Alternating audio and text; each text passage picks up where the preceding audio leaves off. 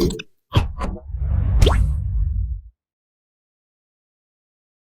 everyone, myself Kundan Misra welcomes you all at Wise IAS, India's most affordable platform for the preparation of various civil services examinations conducted across the country. Today we are going to start with the 18th lecture of the Ecology and Environment series. And in the last lecture, what we discussed were all about the conventions and protocols related to the climate change. We entered into the biodiversity conservation also.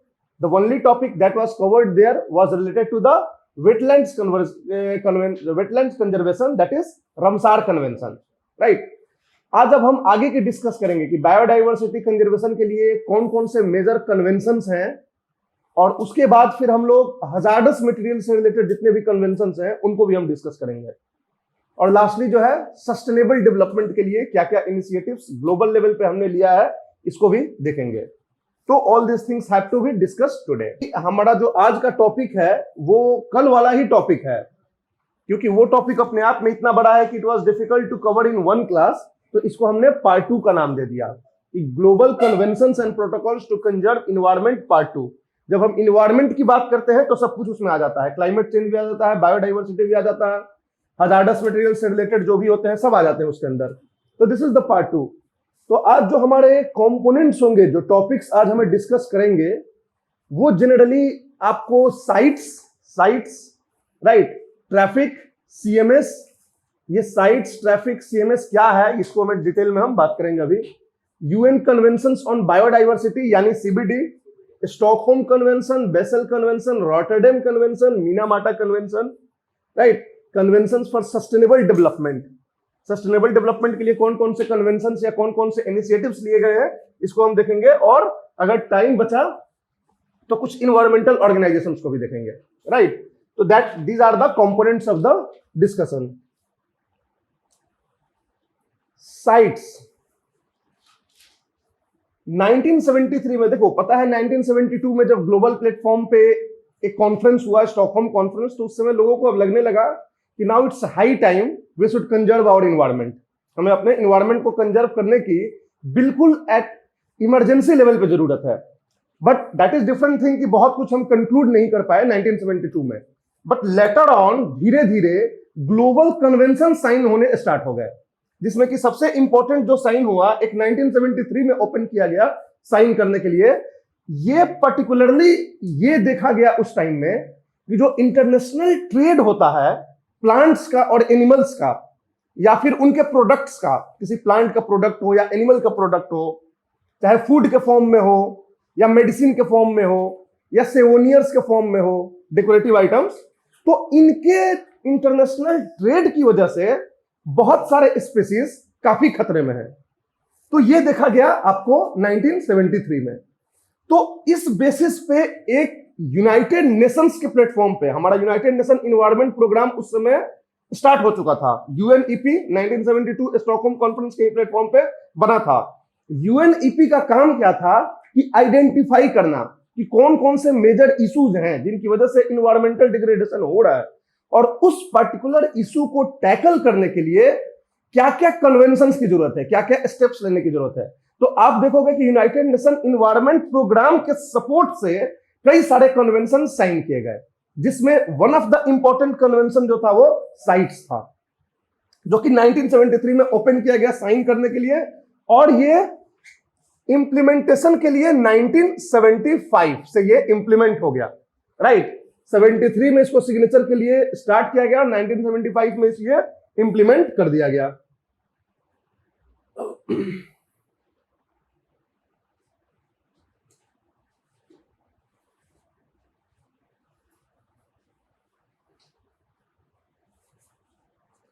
Right, sites जो होता है वो basically किसके लिए है, तो the international trade है।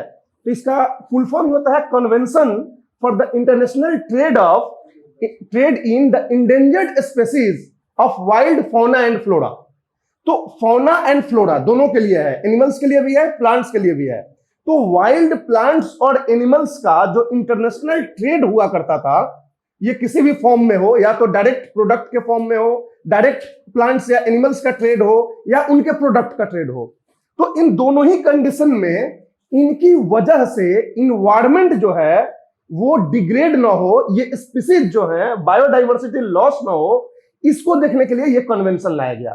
तो इस कन्वेंशन के बारे में 3-4 चीजें आपको इंपॉर्टेंटली पता होना चाहिए। सबसे पहला कि ये जो है यूएन के सपोर्ट से था, under the aegis of United nation environment Programme, and United nation environment Programme is what, an specialised agency of United Nations. तो under the support of UN, under the support of UN, सबसे पहला आपको पता होना चाहिए। ठीक, दूसरा इसके बारे में आपको पता होना चाहिए कि this is legally binding, this is legally binding, ये लीगली बाइंडिंग होता है। Once you have signed and ratified, you have to follow the procedures, you have to follow the rules of this convention. तो ये legally binding था। ठीक, तीसरा था कि ये एनिमल्स और प्लांट्स दोनों के लिए था, एनिमल्स और प्लांट्स दोनों के लिए था।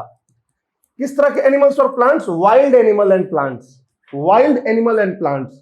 वाइल्ड इसलिए हम बोलते हैं क्योंकि जो हमारे डोमेस्टिक होते हैं वो तो हम अपने इकोनॉमिक पर्पस के लिए ही यूज करते हैं, चाहे कोई भी प्लांट हो या कोई भी एनिमल हो, आपको दूध बेचने से तो कोई नहीं रोक सकता है। ठीक, लेकिन वाइल्ड एनिमल्स और प्लांट्स के मेनली इंटरनेशनल ट्रेड से रिलेटेड ये था। ठीक, अब इसमें जो है, और ये केवल एनिमल्स और प्लांट्स के लिए नहीं था, इनके प्रोडक्ट्स के लिए भी था। It is also applicable to the products derived from this plants and animals, products derived from this plants and animals, चाहे फूड के फॉर्म में हो, चाहे आपको क्लोथ्स के फॉर्म में आप यूज कर रहे हो, चाहे आप मेडिसिन के लिए आप यूज कर रहे हो, चाहे सेवोनियर्स के लिए यूज कर रहे हो, हाथी का दांत उखाड़ के या फिर बड़ा सिंहा का सिंह उखाड़ के, तो ऑल दिस थिंग्स सबके लिए ये एप्लीकेबल था साइट्स। समझ में आ रही बात है? और एक्चुअली ये क्या देखते थे कि कौन कौन सा एनिमल्स थ्रेटेंड कितना है, कितना खतरा है, कितना एक्सटिंक्शन के करीब है, उसको वो रेस्ट्रिक्ट करते थे। जो एक्सटिंक्शन के करीब है उसका इंटरनेशनल ट्रेड ये बिल्कुल रेस्ट्रिक्ट करते थे, एक्सेप्ट फ्यू एक्सेप्शंस। जो एक्सटिंक्शन के करीब नहीं है, राइट, मगर अगर ये चलता रहा इंटरनेशनल ट्रेड, अगर कंट्रोल नहीं किए तो ये एक्सटिंक्ट हो सकते हैं फ्यूचर में, उनका उन्होंने एक लिस्ट बनाया। और एक तीसरा लिस्ट बनाया कि जो एनिमल्स किसी एक कंट्री में खतरे में है और वो कंट्री उसको कंजर्व करना चाहता है, लेकिन उसको उसके कंजर्वेशन इनिशिएटिव में किसी और कंट्री का हेल्प चाहिए, क्योंकि इंटरनेशनल ट्रेड हो रहा है, अगर इलीगल ट्रेड हो रहा है तो आप अपने यहाँ के स्मगलर्स के ऊपर क्रैकडाउन नहीं करोगे तो हमारे यहाँ से इंटरनेशनल ट्रेड नहीं रुकेगा। अब हमारे यहाँ टाइगर जो है बहुत कम संख्या में, हमें कंजर्व करना है, आपके यहाँ खूब सारा टाइगर है, तो आपके लिए जरूरत नहीं है इसको, लेकिन हमारे लिए जरूरत है। लेकिन हम आपसे कांटेक्ट करेंगे इस प्लेटफॉर्म के थ्रू कि भाई देखो हमको अपना टाइगर कंजर्व करना है तो हमें साथ दो। तो उस तरह के एनिमल्स जो है एक अलग लिस्ट होते हैं। तो इस साइट्स के अंदर 3 लिस्ट बनाए गए, अपेंडिक्स 1, अपेंडिक्स 2, अपेंडिक्स 3। ठीक, तो अपेंडिक्स 1 में कौन कौन से आ जाएंगे? 3 lists of animals, 3 lists of animals and plants.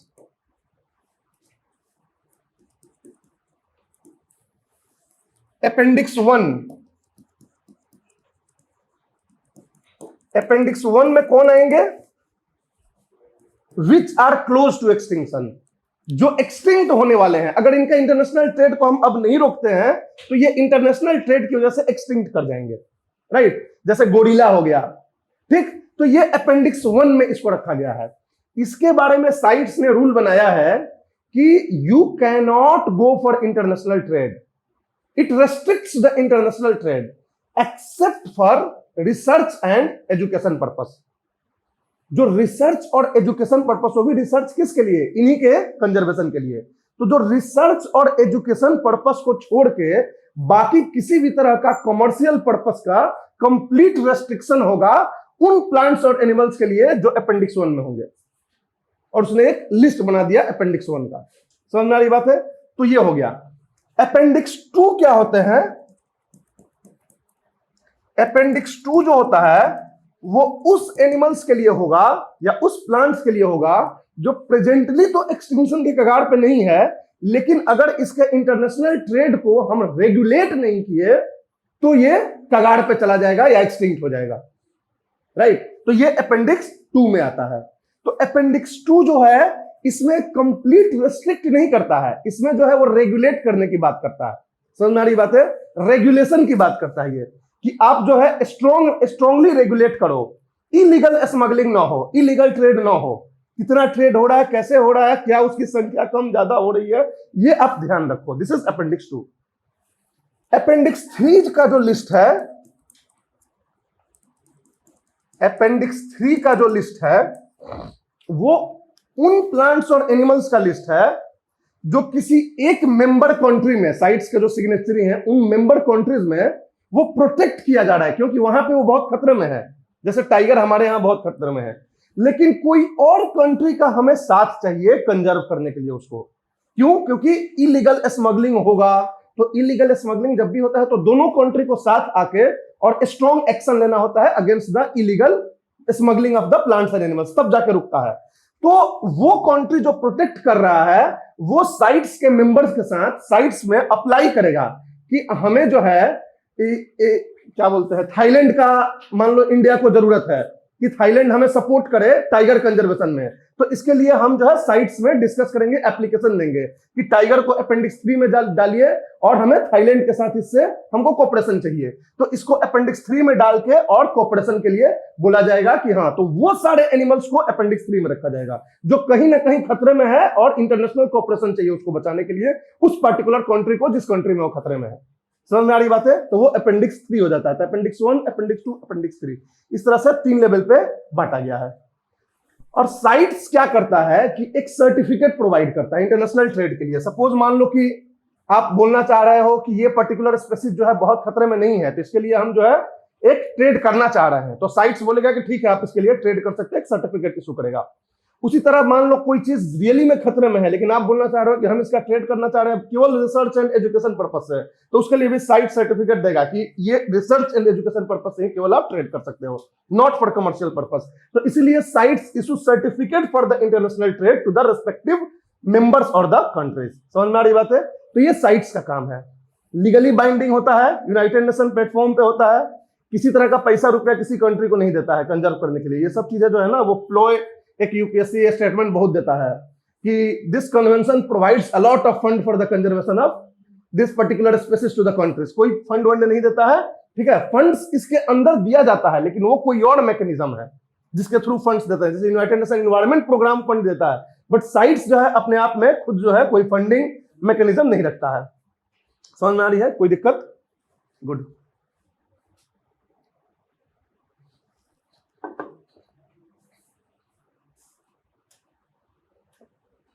Next बात करते हैं हम ट्रैफिक की। ट्रैफिक मतलब होता है the wild life trade monitoring network.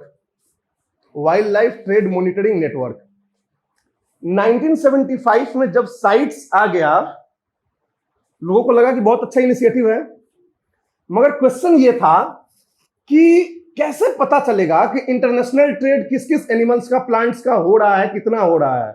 आपके पास इंफॉर्मेशन चाहिए, कोई मॉनिटरिंग मैकेनिज्म होना चाहिए जो मॉनिटर करके बताए कि ये वाला जानवर जो है इस एरिया में बहुत स्मगलिंग हो रहा है और खतरे में है, सो दैट कि साइट्स कोई एक्शन लेगा।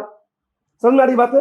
तो इसी 1975 में जब साइट्स इंप्लीमेंट हो गया तो एक साल बाद 1976 में इन 1976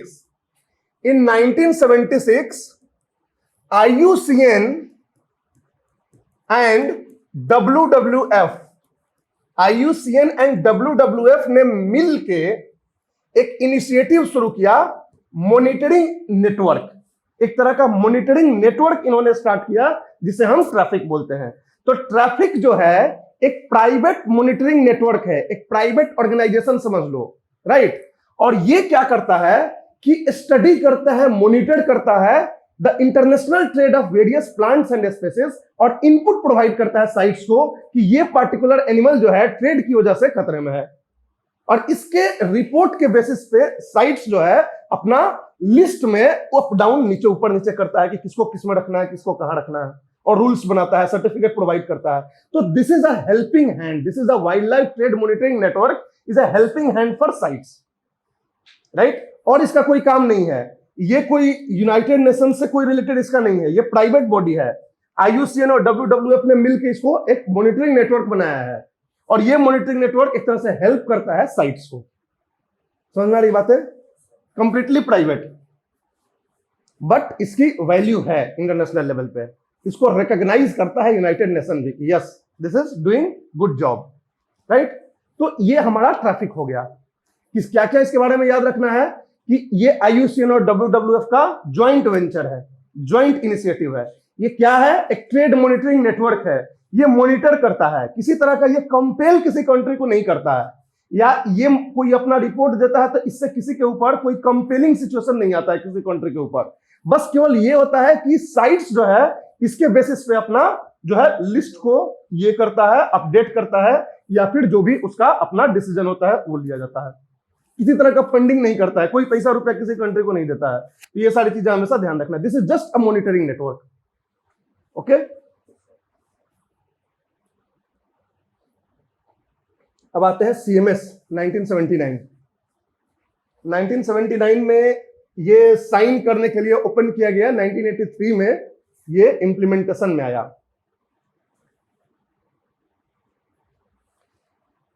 CMS जो है पहला माइग्रेटरी स्पेसीज के लिए, फॉर माइग्रेटरी स्पेसीज के लिए फर्स्ट कन्वेंशन था कि माइग्रेटरी स्पेसीज को बचाने के लिए, माइग्रेटरी स्पेसीज जो माइग्रेट करते हैं एक जगह से दूसरी जगह। तो CMS का फुल फॉर्म होता है convention for the conservation of migratory species, convention for the conservation of migratory species. इसको हम बोन कन्वेंशन भी बोलते हैं, बोन कन्वेंशन। बोन कहां है? जर्मनी।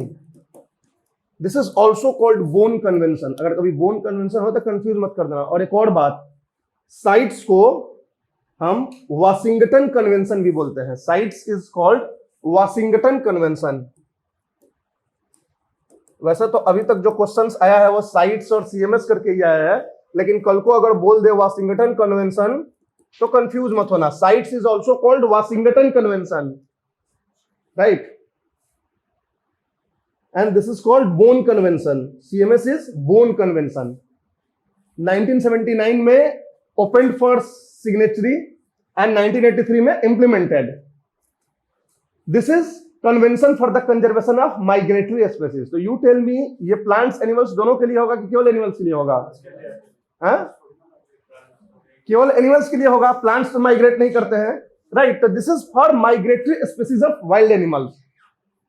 इसमें क्या है? हाँ, ये याद रखना कि लाइक साइट्स की तरह ये भी जो है UN प्लेटफॉर्म पे और यूनाइटेड नेशन एनवायरनमेंट प्रोग्राम के ही अंदर आता है, under the aegis of UNEP। UNEP मतलब United Nation environment programme, right. ये यूनाइटेड नेशन का ही एक स्पेशलाइज्ड एजेंसी है।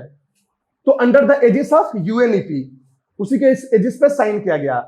और ये पहला ऐसा कन्वेंशन था जो माइग्रेटरी स्पेसीज के लिए था, राइट। माइग्रेटरी स्पेसीज यानी terrestrial migratory species, aquatic migratory species और एवियन माइग्रेटरी स्पेसीज। एवियन मतलब बर्ड्स जो उड़ते हैं, राइट। एक्वेटिक मतलब जो तैरते हैं, टेरेस्ट्रियल मतलब जो दौड़ते हैं। तो तीनों ही के लिए ये जो है कन्वेंशन था। समझ में आ रही बात है? इसके बारे में इंपॉर्टेंट याद रखना कि ये जो है कंप्लीटली लीगली बाइंडिंग नहीं होता है, कंप्लीटली लीगली बाइंडिंग नहीं होता है। इसमें जो है दो तरह के प्रोविजंस होते हैं। CMS में दो तरह के प्रोविजंस होते हैं जो country to country basis depend करता है कि किस तरह का प्रोविजन जो है वो एक्सेप्ट करता है साइन करने के लिए। एक होता है legally binding agreements, legally binding agreements. कुछ कंट्रीज जो होते हैं वो लीगली बाइंडिंग एग्रीमेंट साइन कर सकते हैं CMS के साथ कि इन पार्टिकुलर स्पेसीज को हम बचाएंगे, राइट। इन माइग्रेटरी स्पेसीज को हम बचाएंगे, उसके लिए वो लीगली बाइंडिंग एग्रीमेंट साइन कर सकते हैं। और कुछ कंट्रीज जो हैं वो एक provision non legally binding memoranda of understandings पे भी साइन करते हैं। MOU, memoranda of understandings.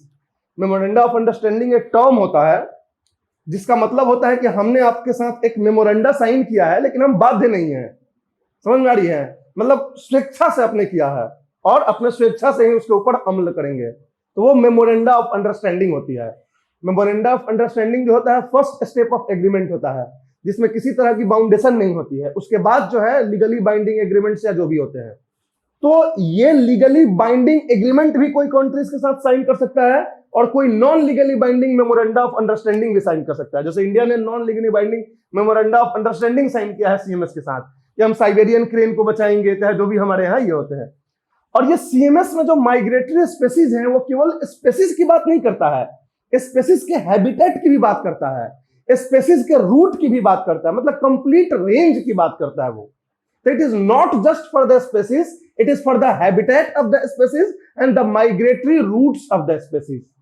तीनों की हम बात करते हैं। अब जैसे बहुत सारे स्पीसीज होंगे जिनका ओरिजिनल हैबिटेट हमारे यहाँ नहीं होगा, लेकिन वो उड़ के आते हैं हमारे यहाँ किसी वेटलैंड्स पे आके स्टे करते हैं कुछ दिन और फिर यहाँ से उड़ के चले जाते हैं किसी और कंट्री में। तो हमारा अगर हमने सीएमएस के साथ साइन किया है तो जो भी वो वेटलैंड है हमारा या जो भी रीजन है जहां पे वो आके स्टे करते हैं, हम उसको जो है बचा के रखेंगे ताकि वो आए तो सारे रिसोर्स उनको मिले वहां पे, अदरवाइज वो यहीं मर जाएंगे। तो इस तरह से उनका जो है कंजर्वेशन नहीं हो पाएगा। तो इसलिए ये कंजर्वेशन ऑफ माइग्रेटरी स्पेसीज के लिए जरूरी है कि उसके पूरे रूट को कंजर्व किया जाए जहां जहां वो जाते हैं, जहां जहां स्टे करते हैं। और इसके लिए एक इंटरनेशनल कन्वेंशन की जरूरत थी, क्योंकि एक कंट्री जो है माइग्रेटरी स्पेसीज को नहीं कंजर्व कर सकता है अपने लेवल पे, तो इसलिए ये सीएमएस लाया गया। कोई दिक्कत? इसने भी दो लिस्ट में स्पीसीज को बांटा था, अपेंडिक्स 1 और अपेंडिक्स 2। दो लिस्ट में इसने भी बांटा था, साइट्स ने 3 लिस्ट में बांटा था।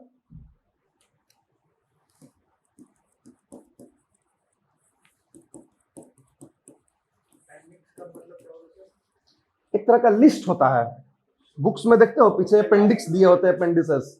तो एक तरह से ना उसमें लिस्ट होते हैं जो किसी पर्टिकुलर इनिशिएटिव से रिलेटेड है या किसी पर्टिकुलर पार्ट से रिलेटेड होते हैं, राइट। एक्चुअली क्या होता है ना कि सपोज मान लो कोई अपेंडिक्स का एक्चुअल में क्या रोल होता है। सपोज मान लो कि कोई चीज आप स्टडी कर रहे हो, सपोज मान लो हमने कन्वेंशन को ही स्टडी कर रहे हैं। अब इसमें क्या है कि हर एक स्पेसीज जो इंक्लूडेड है आप वहां नहीं देख सकते हो, तो आपको साइड में एक अपेंडिक्स दे दिया जाता है और यहां बता दिया जाता है कि ये अपेंडिक्स वाला जो ये हैं आइटम्स हैं वो कॉमन है, राइट, किसी एक पर्टिकुलर वे में कॉमन है वो। तो आप वहां जाके देख लो कि कौन कौन है वहां पे साइड में अपेंडिक्स। जैसे हमारे यहाँ क्या है, शेड्यूल्स हैं, ठीक, तो शेड्यूल्स कॉन्स्टिट्यूशन में बनाए गए हैं, राइट, आर्टिकल दे दिया गया है। अब सारे शेड्यूल्स में जाके चेक कर लो कि कौन कौन है उसमें। इंडिया के लैंग्वेजेज हैं 8th शेड्यूल में जाके देख लो, राइट, कौन कौन से नियम है जो एंटी डिफेक्शन को करता है 10th शेड्यूल में जाके देख लो। तो उसी तरह से appendix is a kind of list of common items, right. तो अपेंडिक्स 1 जो है सीएमएस में वो उन स्पेसीज का लिस्ट है जो खतरे में है, सबसे पहले बचाना जरूरी है। They are at the verge of extinction, if they are not protected they will extinct, ठीक है। तो ये अपेंडिक्स 1 में है। अपेंडिक्स 2 जो है वो है कि वो खतरे में नहीं है, लेकिन अगर उनको इंटरनेशनल कोऑपरेशन के थ्रू बचाया जाए, राइट, बचाया जाए तो उनको काफी बेनिफिट होगा। मींस कि अभी तो खतरे में नहीं है, फ्यूचर में वो खतरे में जा सकते हैं, और अगर हम इनिशिएटिव ले इनको बचाने के लिए तो they would be greatly benefited from this initiative. समझ में आ रही बात है? तो ये अपेंडिक्स 2 में आते हैं।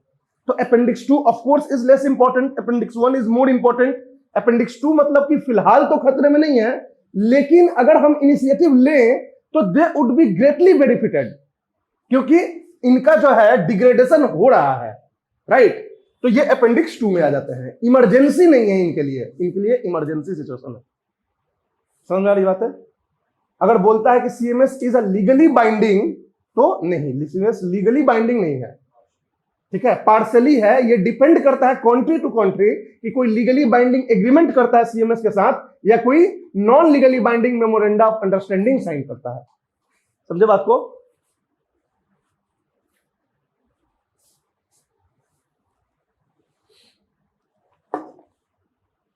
कई जगह पे ऊपर ऊपर में लिख दिया जाता है लीगली बाइंडिंग, लेकिन वो कंट्री टू कंट्री डिसाइड करता है। तुम डिटेल में जानोगे तब तुमको समझ में आएगा कि ये लीगली बाइंडिंग कंपलसरी नहीं होता है। ठीक, now coming to the convention on biological diversity, CBD 1992। CBD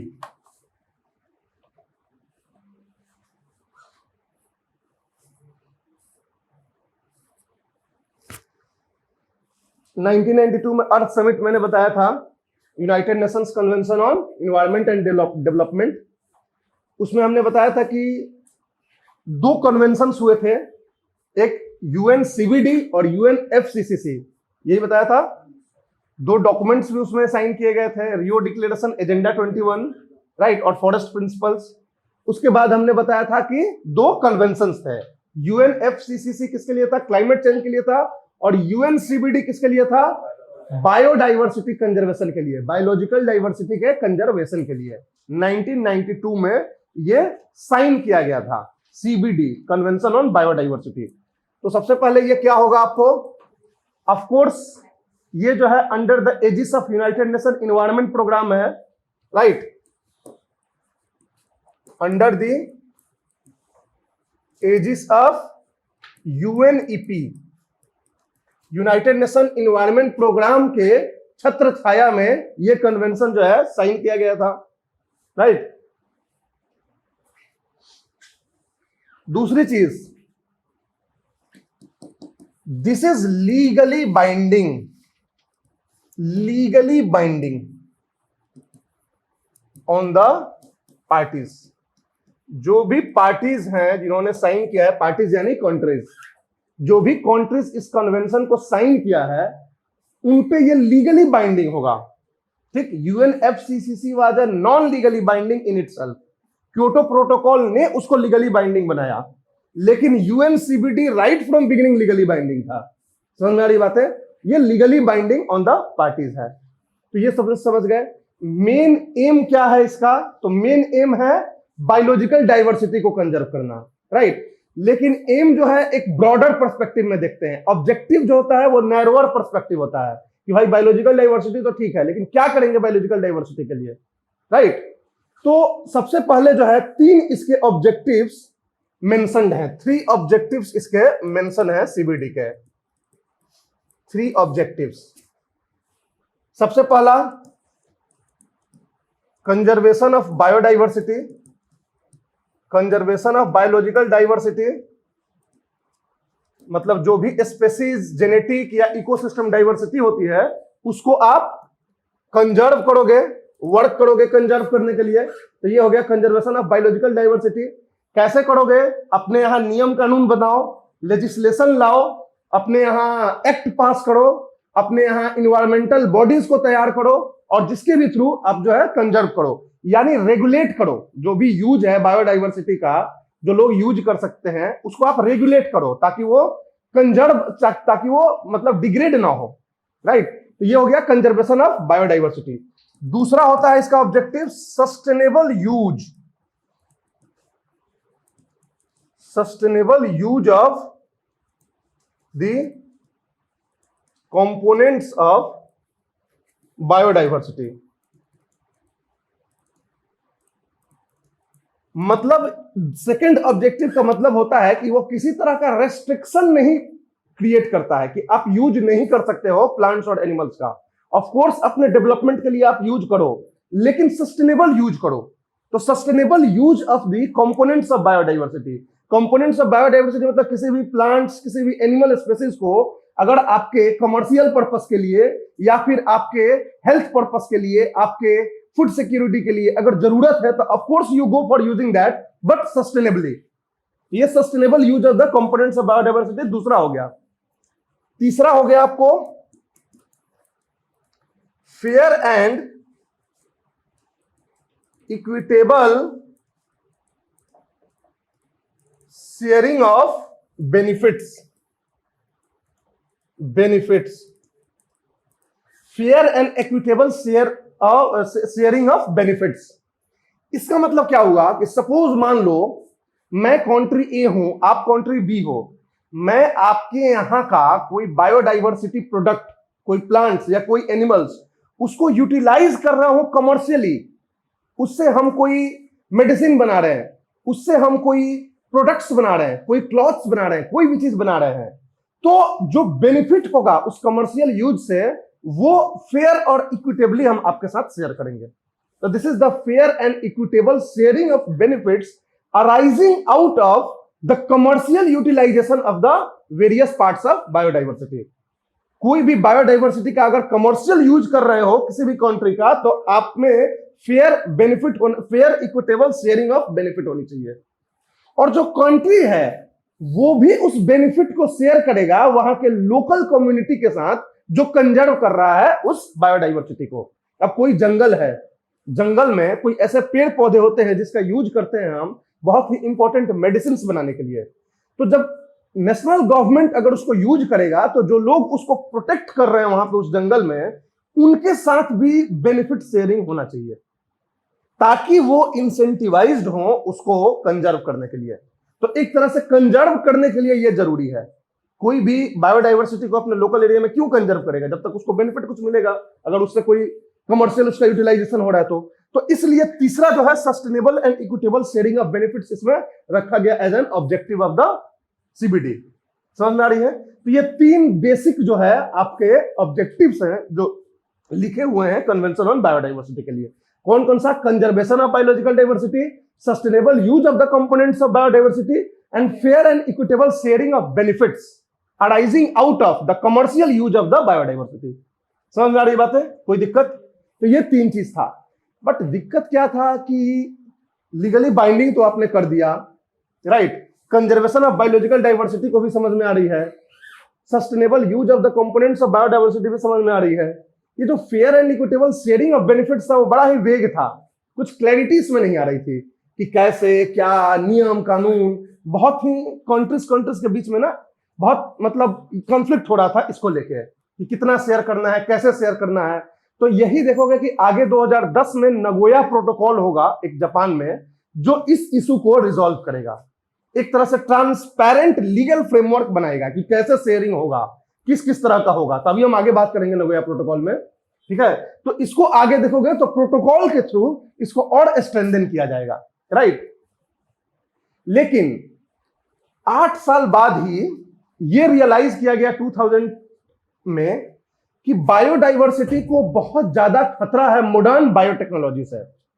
जो बायोटेक्नोलॉजी की डेवलपमेंट स्टार्ट हुई 90s के बाद, उसके बाद देखा गया कि बायोटेक्नोलॉजी को यूज करके बहुत सारे जेनेटिक मेकअप में चेंज करके नए स्पेसीज बनाए जाने लगे जिनको हम लिविंग मॉडिफाइड ऑर्गेनिजम्स बोलते हैं, LMO, लिविंग मॉडिफाइड ऑर्गेनिजम्स।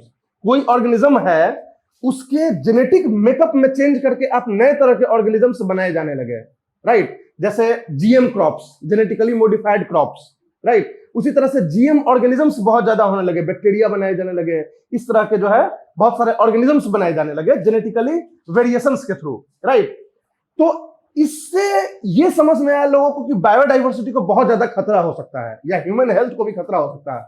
तो इससे निपटने के लिए ये सीबीडी के ही प्लेटफॉर्म पे एक प्रोटोकॉल लाया गया जिसको हम बोलते हैं कार्टाजीना protocol on biosafety.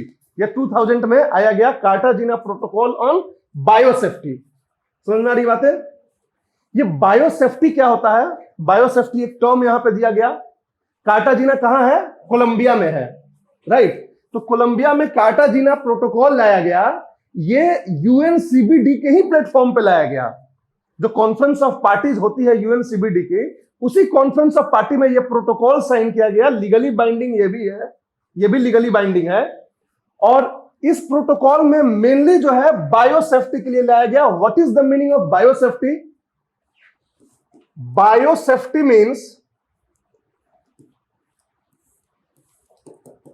safeguarding the health and environment from the possible adverse effects of the product of modern biotechnology।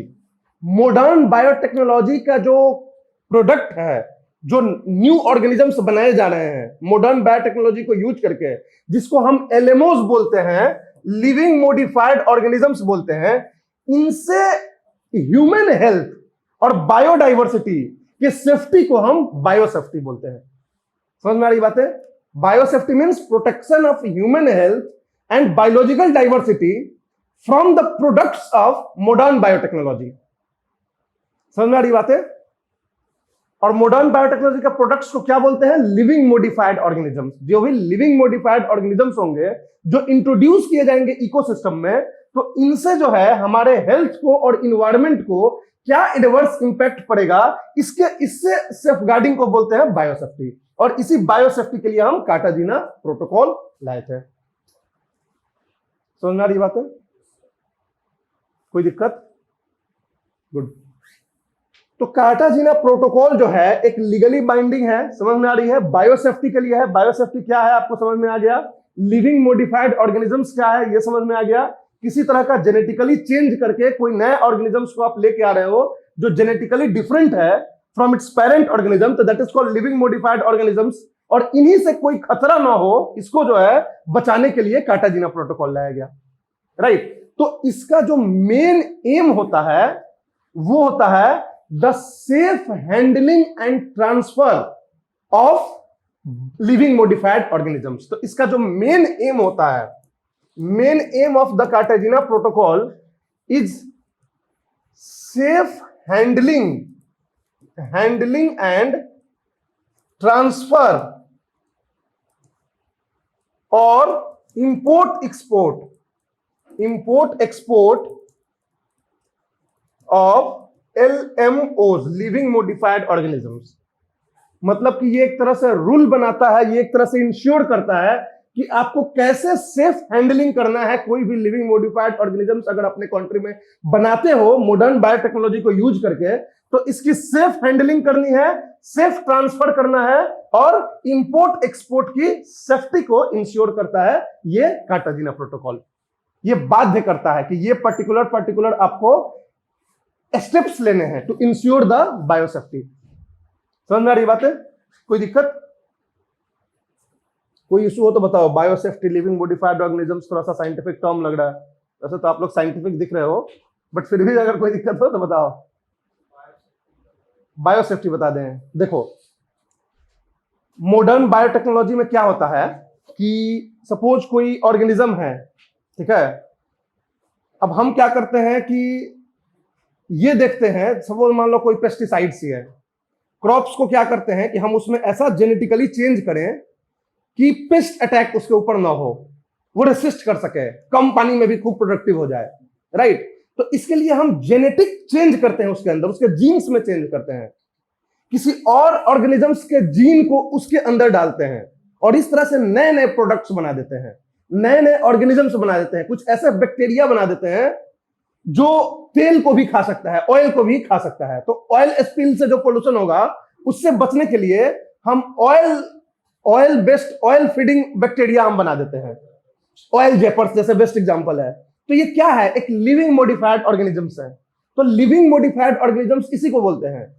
अब ये इस तरह का जब भी आप काम करते हो तो हमेशा एक खतरा, एक अनसर्टेनिटी बनी होती है कि इसका लॉन्ग टर्म प्रभाव ह्यूमन के हेल्थ पे और इन्वायरमेंट और बायोडाइवर्सिटी पे क्या पड़ेगा। ये तो आज आपको पता नहीं चलेगा, हो सकता है 10 साल बाद पता चले कि ये कैसे ह्यूमन हेल्थ को ये कर रहा है और कैसे जो है वो इन्वायरमेंट को डिग्रेड कर रहा है।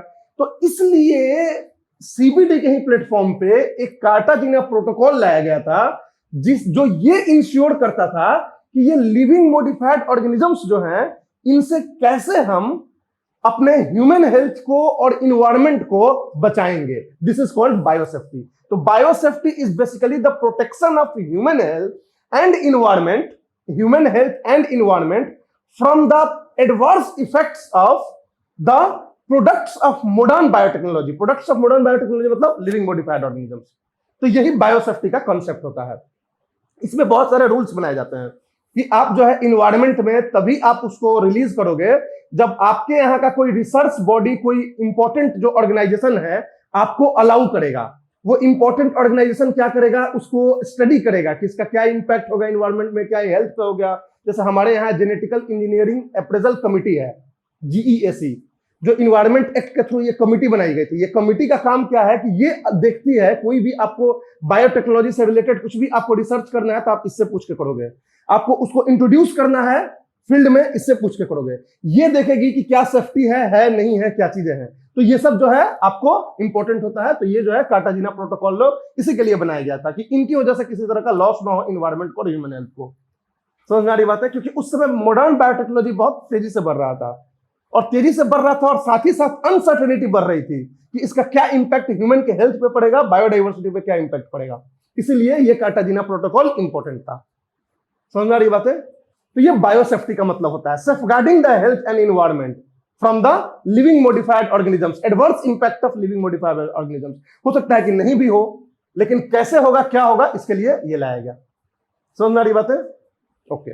और इसका क्या एम था कि आप अगर कोई बना रहे हो लिविंग मॉडिफाइड ऑर्गेनिजम्स, तो उसके लिए रूल बनाया जाएगा कि सेफ हैंडलिंग आप कैसे करोगे, ट्रांसफर कैसे करोगे एक जगह से दूसरी जगह, इंपोर्ट एक्सपोर्ट कैसे करोगे लिविंग मॉडिफाइड ऑर्गेनिजम्स का। ये सारे जो है इसके अंदर प्रोविजंस बनाने थे कार्टाजीना प्रोटोकॉल में। और कंट्रीज को साइन करना है, जो भी सीबीडी पे साइन कर रहे हैं वो साइन करें कि आप अगर लिविंग मॉडिफाइड ऑर्गेनिजम्स बनाओगे तो ऐसा ऐसा करोगे। और आप साइन करते थे तभी दूसरी कंट्री आपसे जो है इंपोर्ट एक्सपोर्ट करती थी ऐसे प्रोडक्ट्स का, अदरवाइज नहीं करती थी डर से, क्योंकि आपने जो है कार्टाजीना प्रोटोकॉल साइन नहीं किया है, तो हम आपसे नहीं करेंगे। क्यों? क्योंकि आप जो है सेफ हैंडलिंग और ट्रांसफर के लिए हो सकता है कि अपने यहां कोई रूल नहीं बनाया हो, तो आपसे खतरा है आपसे लेने में सामान। तो इसीलिए कंट्रीज भी साइन करते थे Cartagena protocol. Once you have signed, you are legally binding to bring there in the implementation in your country. समझ में आ रही बात है? गुड। और कोई दिक्कत? इसमें जो है कार्टाजीना प्रोटोकॉल में एक एडवांस इन्फॉर्म्ड एग्रीमेंट का एक प्रोविजन था। Advance informed agreement, AIA। ये बस नाम याद रखना क्या होता है, ये आपसे डायरेक्टली पूछा जा सकता है।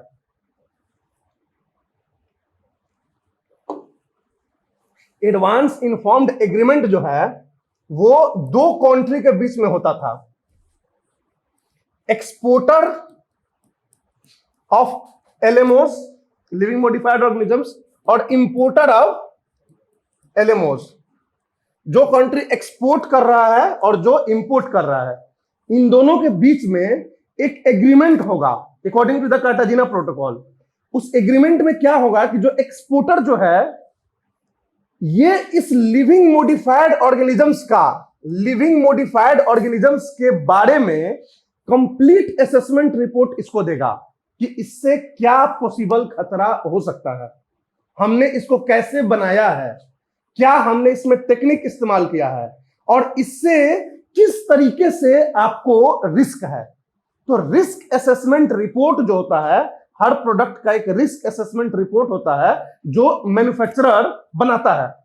तो जो एक्सपोर्टर कंट्री होगा वो risk assessment report hand over करेगा इंपोर्टर को। पहले इंपोर्टर एक एक्नॉलेजमेंट देगा कि हमने जो है रिस्क असेसमेंट रिपोर्ट पाया और उसको पढ़ा, और उसको पढ़ने समझने के बाद हम एक्सपोर्ट कर रहे हैं। और जब दोनों चीज हो जाएगा then you can go for export and import of living modified organisms. तो ये होता है एडवांस इन्फॉर्म्ड एग्रीमेंट। तो ये कार्टाजीना प्रोटोकॉल के ही प्लेटफॉर्म पे एक प्रोविजन बनाया गया एडवांस इन्फॉर्म्ड एग्रीमेंट का, जिसमें बोला गया कि एक्सपोर्टर इंपोर्टर के बीच में ऐसा एग्रीमेंट होना चाहिए ताकि इसके कंट्री के जो लोग हैं वो सुरक्षित रहें।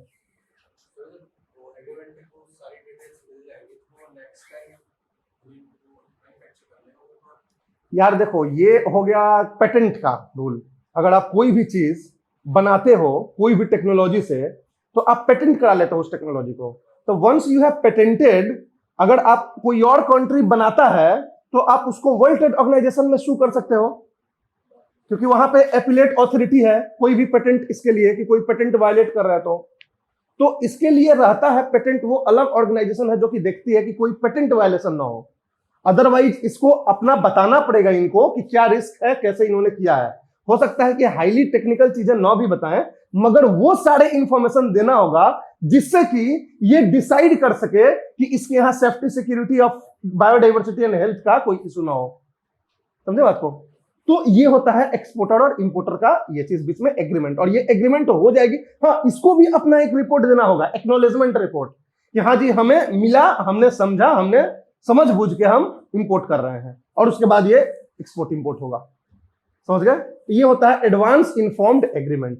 ये किस प्लेटफॉर्म पे था? कार्टाजीना प्रोटोकॉल के प्लेटफॉर्म पे था। किसके लिए था? एक्सपोर्ट इंपोर्ट ऑफ एलएमओस के लिए था। क्या था? समझ में आ रहा? ठीक, गुड।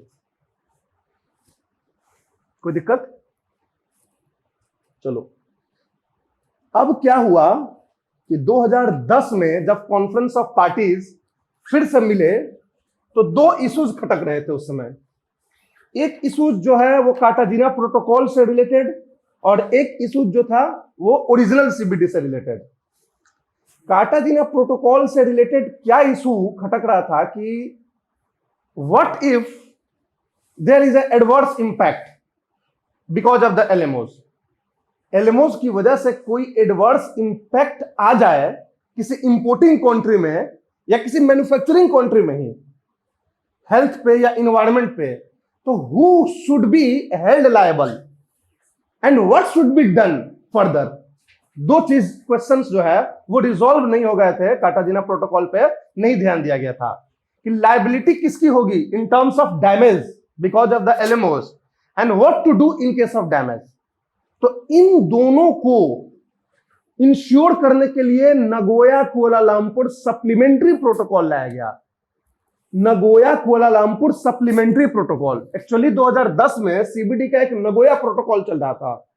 उसी नगोया प्रोटोकॉल पे सोचा गया कि एक और हम सप्लीमेंट्री प्रोटोकॉल ला दें जो कार्टाजीना का ही सप्लीमेंट्री प्रोटोकॉल होगा। Cartagena is different protocol, Nagoya is different protocol, but this Nagoya Kuala Lumpur was a supplementary protocol of Cartagena protocol. Supplementary protocol मतलब समझते हो ना, कुछ बाकी साथी उधर रह गया तो इधर हम पूरा कर दे रहे हैं, सप्लीमेंट कर दिए, इसको पूरा कर दिए, पूरक बोलते हैं सप्लीमेंट्री का मतलब होता है, यानी कि वो उसी का पार्ट है, उसी में हम बस कुछ और एडिशन कर रहे हैं। इसके लिए एक सप्लीमेंट्री प्रोटोकॉल 2010 में लाया गया।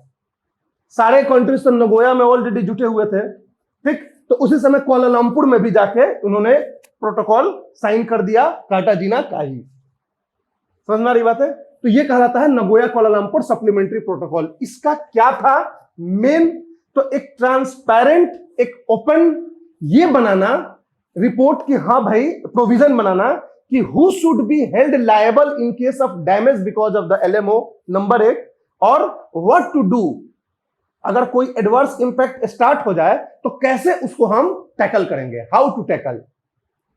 तो who should be held liable, who should be held liable and how to tackle। समझ में आ रही बात है? ये दो बातें जो है Kuala Lumpur, Nagoya Kuala Lumpur supplementary protocol में ऐड किया गया।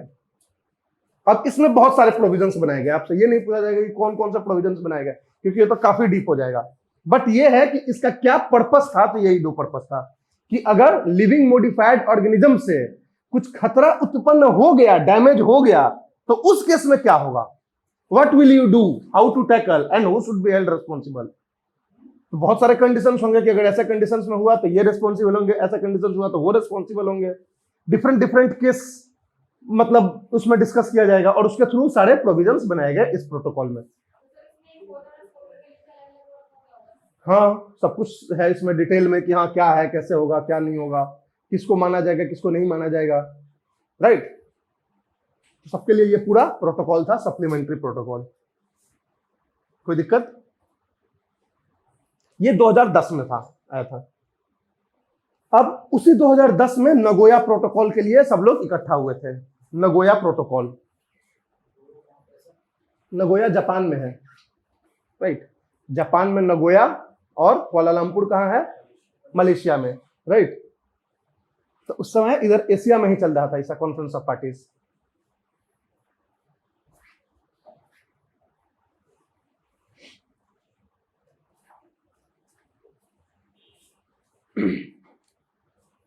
नगोया प्रोटोकॉल देखो, सीबीडी में, कन्वेंशन ऑन बायोडाइवर्सिटी में, जो तीसरा ऑब्जेक्टिव था हमारा, fair and equitable sharing of benefits arising out of the commercial utilisation of the products of biodiversity, तो ये थोड़ा अनक्लियर रह गया, राइट। अनक्लियर रह गया मतलब कि कैसे, कितना, कैसे हम डिस्ट्रीब्यूट करेंगे, कैसे हम मानेंगे, कोई कंट्री जो है दूसरे कंट्री को अलाउ करेगा कि नहीं करेगा अपने यहाँ का प्रोडक्ट यूज करने के लिए, बहुत सारे कॉन्फ्लिक्टिंग सिचुएशंस हो गए थे, लोगों को समझ में आने लगे थे अगले 20 साल में, 92 से लेकर 2010 में। इसीलिए 2010 में एक नगोया प्रोटोकॉल लाया गया, जिस प्रोटोकॉल का ऑब्जेक्टिव था कि एक transparent legal framework banana for the benefit sharing. इसका क्या मेन ऑब्जेक्टिव था? Transparent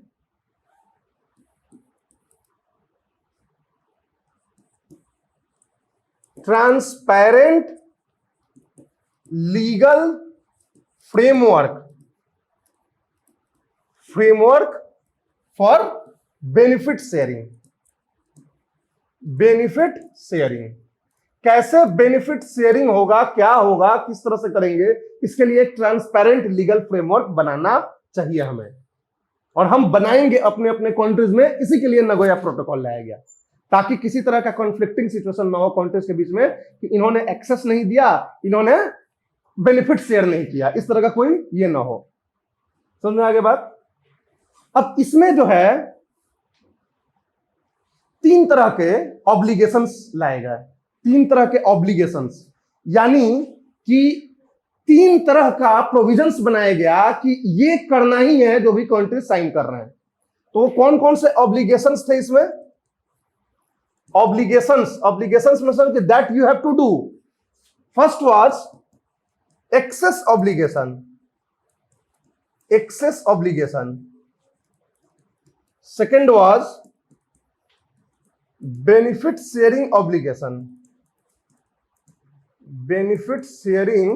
obligation, and third was compliance obligation। ये तीनों शॉर्ट में समझ लो क्या है। ये तीनों ऑब्लिगेशंस जरूरी थे इसको पूरा करने के लिए, राइट। इस तीनों ऑब्लिगेशन मतलब बाध्यता, मतलब कि आप साइन किए हो तो बाध्य हो इन तीनों चीज के लिए।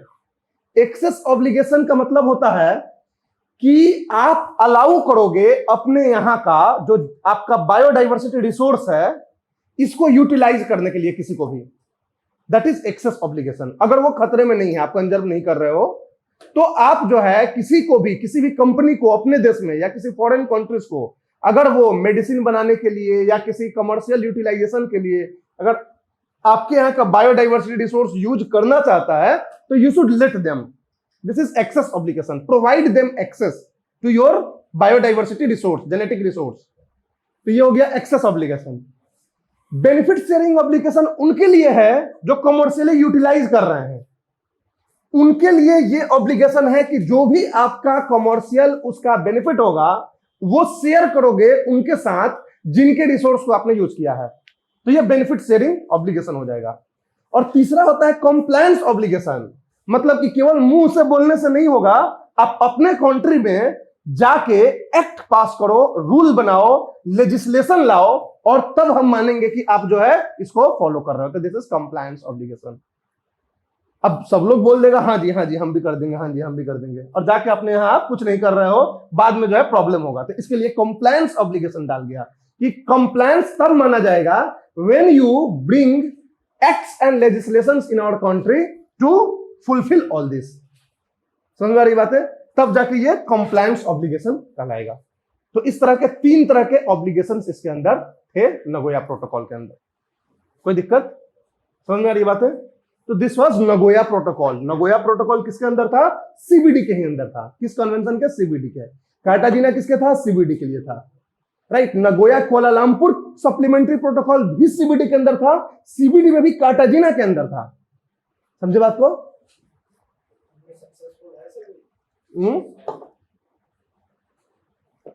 मतलब अभी ये प्रोसेस में है, चल रहा है, लेकिन कुछ हद तक सक्सेसफुल रहा है ये, राइट। क्योंकि इंडिया ने भी बायोडाइवर्सिटी एक्ट पास किया है, हमारे यहाँ नेशनल बायोडाइवर्सिटी अथॉरिटी है, हमारे यहाँ जो है स्टेट बायोडाइवर्सिटी बोर्ड है, लोकल लेवल पे बायोडाइवर्सिटी बॉडी है जो सब देख रही है, राइट। तो अभी है, मतलब सक्सेसफुल है। ये कार्टाजीना प्रोटोकॉल भी काफी हद तक सक्सेसफुल है, बहुत हद तक सक्सेसफुल है कार्टाजीना प्रोटोकॉल, ठीक है।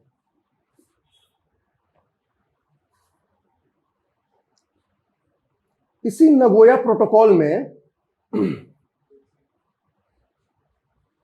इसी नगोया प्रोटोकॉल में एक आईसी टारगेट्स लाया गया था, IC targets, right. IC targets और कुछ नहीं था, कभी आपसे पूछ दे आईसी टारगेट्स, इसलिए मैं बता रहा हूं। आईसी टारगेट्स जो है एक अपडेटेड वर्जन ऑफ सीबीडी था। सीबीडी में बायोडाइवर्सिटी को प्रोटेक्ट करने के लिए हमने जो जो प्रोविजंस बनाए गए थे, 20 साल बाद हमें लगा कि उसको कुछ अपडेट करने की जरूरत है, तो उसी तरह से हमने अपडेटेड वर्जन लाया IC targets, right. IC targets was an updated version of the provisions of CBD, जिसमें कि हमने 5 स्ट्रेटेजिक गोल्स को सेट किया कि ये 5 स्ट्रेटेजिक गोल्स होंगे हमारे, इसके होंगे जो भी हम इसको पूरा करेंगे। जैसे आइडेंटिफाई करेंगे कि बायोडाइवर्सिटी के खतरे का क्या कारण है, राइट। उसके बाद हम उसको कंजर्वेशन के लिए कौन कौन से स्टेप लेंगे, राइट। डायरेक्ट प्रेशर बायोडाइवर्सिटी पे है तो उसको कम करेंगे। तो इसी तरह से 5 स्ट्रेटेजिक गोल्स आईसी टारगेट के अंदर आया, और इसका जो टाइम पीरियड था वो 2011 से लेके 2020 तक था, राइट। तो ये आईसी टारगेट्स कहलाता है। समझ में आ रही बात है? अब क्या गोल्स थे, टारगेट्स थे, ये इंपॉर्टेंट नहीं है, आपको बस ये ध्यान रखना है कि आईसी टारगेट नगोया प्रोटोकॉल के प्लेटफॉर्म पे आया था, सीबीडी से जुड़ा हुआ था, बायोडाइवर्सिटी कंजर्वेशन के लिए था, 2011 से 2020 के टाइम पीरियड के लिए था। 5 स्ट्रेटेजिक गोल्स इसमें लाए गए थे। समझे बात को? नहीं, उसके लिए कोई जरूरी नहीं है, बुक्स में आपको मिलेगा, but that you won't required. हाँ, इन्वायरमेंटल एजुकेशन का आपका ऑप्शनल सब्जेक्ट होगा, इन्वायरमेंट से रिलेटेड, तो भले उसमें पूछ दे डिटेल में, but they are not going to ask. पहला बात, किसका तो टाइमलाइन खत्म हो गया है, 2020 तक था, ठीक है, तो एक तरह से ये रिडंडेंट हो गया है। दूसरी चीज है कि जब था तो भी जरूरत नहीं था पढ़ने का, राइट, तो अब क्या जरूरत है। बट ये आपसे पूछ सकते हैं कि आईसी टारगेट से रिलेटेड, देखो जो चीज पीछे चली गई उसके बारे में कम इंफॉर्मेशन रखो, उससे जो है क्वेश्चंस आएगा तो ऊपर ऊपर आएगा, बहुत डिटेल में नहीं आएगा। बहुत डिटेल में यूपीएससी उससे क्वेश्चन पूछता है जो प्रेजेंटली चल रहा है, प्रेजेंटली न्यूज में है, उससे थोड़ा डिटेल में क्वेश्चन पूछता है। तो ये तरीका होता है छांटने का कि किसको कितना पढ़ना है। अब क्योटो प्रोटोकॉल से बहुत डिटेल में नहीं पूछा, क्योटो प्रोटोकॉल बहुत बड़ा प्रोटोकॉल रहा है, सबसे बड़ा प्रोटोकॉल रहा है, समझ लो, सबसे ज्यादा कॉन्फ्लिक्टिंग रहा है, सबसे ज्यादा डेवलपिंग और डेवलप्ड नेशन इस पर लड़ते रहे हैं। लेकिन अब क्योटो प्रोटोकॉल का भी खत्म हो चुका टाइम, इसलिए क्योटो प्रोटोकॉल से हमेशा उस समय डीप में पूछता था, अब शायद ना पूछे, लेकिन सबसे बड़ा प्रोटोकॉल है तो हमने थोड़ा उसको डीप में डिस्कस कर लिया। अब पेरिस क्लाइमेट डील से आपको डीप में पूछ सकता है, किगाली एग्रीमेंट से आपको डीप में पूछ सकता है, राइट। तो ये सब चीजें जो अभी प्रेजेंटली चल रहा है उससे रिलेटेड आपसे क्वेश्चंस डीप में पूछे जा सकते हैं। तो आईसी टारगेट्स के बारे में ध्यान रखना है कि सीबीडी के ही प्लेटफॉर्म पे था, नगोया प्रोटोकॉल के टाइम में लाया था एक updated version of the action plan that was there in CBD 1992, उसी का अपडेटेड वर्जन था। 5 स्ट्रेटेजिक गोल्स डिसाइड किए गए थे, 2011 से 2020 तक हमें उसको अचीव करना था, यही था हमारा आईसी टारगेट्स। नगोया प्रोटोकॉल के प्लेटफॉर्म पे ये टारगेट्स सेट किया गया था, समझे? गुड। तो ये हमारा हो गया बायोडाइवर्सिटी से रिलेटेड। बायोडाइवर्सिटी से रिलेटेड कितना ग्लोबल लेवल पे क्या क्या हो रहा है, कन्वेंशंस, प्रोटोकॉल्स, ये हमने डिस्कस कर लिया, राइट। अब हम डिस्कस करेंगे हजार्डस मटेरियल्स, बहुत सारे, वो भी एक तरह से बायोडाइवर्सिटी से रिलेटेड हुआ, लेकिन वो ओवरऑल हजार्डस मटेरियल्स के लिए है कि किस पर्टिकुलर मटेरियल के लिए बहुत सारा कन्वेंशंस लाया गया है कि इस तरह के मटेरियल्स को हम प्रोड्यूस ना करें, रिलीज ना करें, इससे जो है बायोडाइवर्सिटी, हेल्थ, इन्वायरमेंट, क्लाइमेट, सबको दिक्कत है। समझ में आ रही बात है? तो वो हजार्डस मटेरियल्स के अंदर हम लोग कुछ कन्वेंशंस को डाल देते हैं। सबसे पहले हमारा आता है Stockholm convention, Stockholm convention on POP, persistent organic pollutants, POP, right.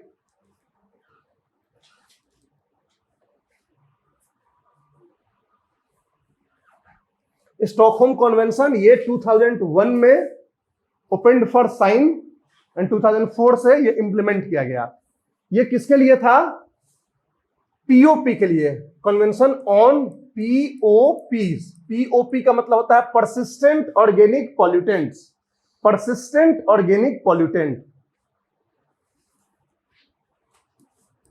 इसका मेन एम क्या था? To control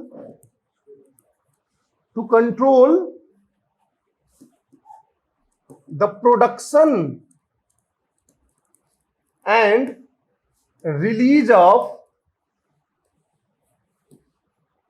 persistent organic pollutant, persistent organic pollutants, ये था हमारा स्टॉकहोम कन्वेंशन। स्टॉकहोम कहाँ है?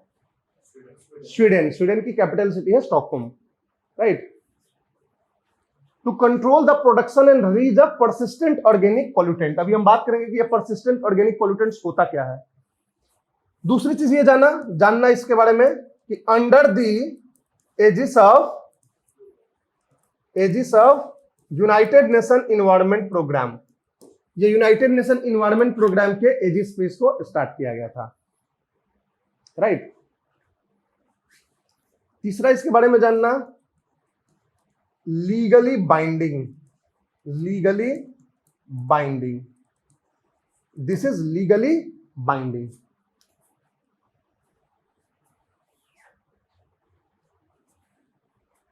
दिस इज लीगली बाइंडिंग,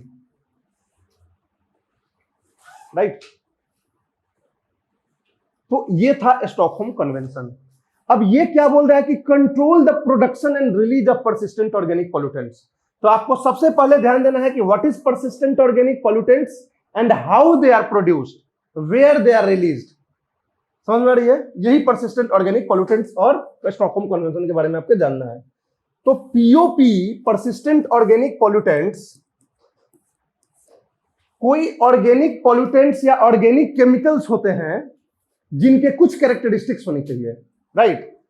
कुछ कैरेक्टरिस्टिक्स होनी चाहिए, जिसमें पहला है लॉन्ग लाइफ साइकिल, जिसको हम परसिस्टेंस बोलते हैं।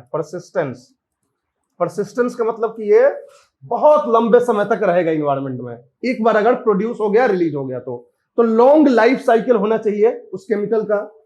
दूसरा होता है टॉक्सिक। ये टॉक्सिक होना चाहिए ह्यूमन हेल्थ के लिए और एनिमल्स के हेल्थ के लिए, टॉक्सिक होना चाहिए, राइट। जिसको हम ये भी बोल सकते हैं biologically active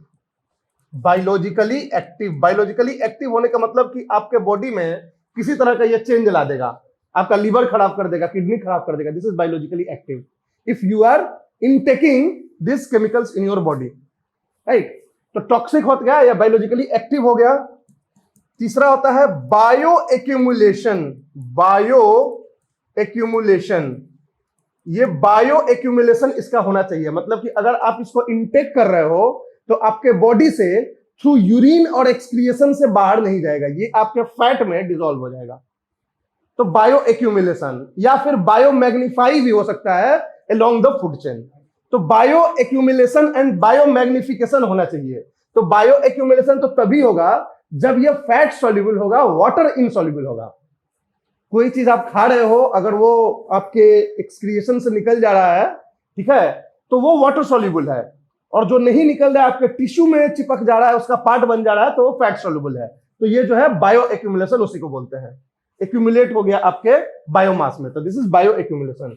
long life cycle, toxic, bio accumulation, और चौथा लॉन्ग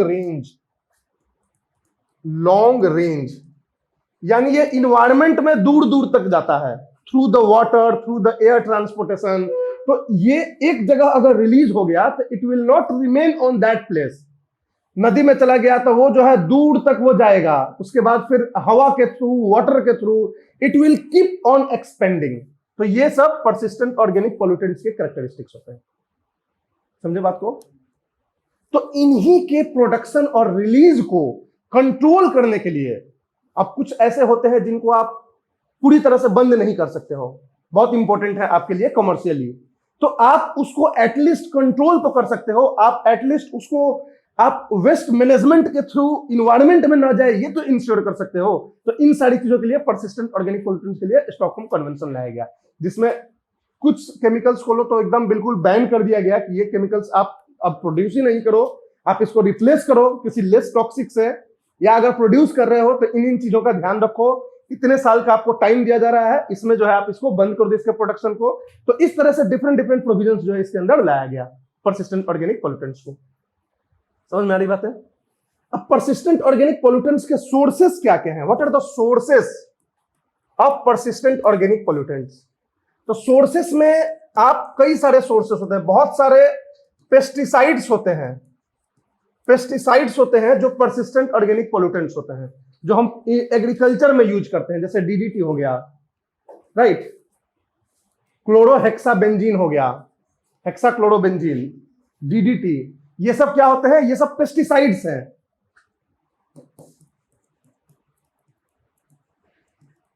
हेक्साक्लोरोबेंजीन, ये पढ़े होगे ना आप इसमें,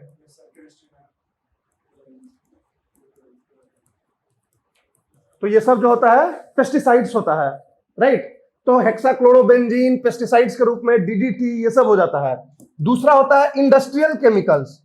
बहुत सारे इंडस्ट्रियल केमिकल्स होते हैं, इंडस्ट्रियल सॉल्वेंट्स होते हैं जो हम यूज करते हैं अपने इंडस्ट्रियल पर्पसेस के लिए, और वो भी बाद में परसिस्टेंट ऑर्गेनिक पोल्यूटेंट बन जाते हैं इन्वायरमेंट में रिलीज होकर। जैसे आपको पीसीबी,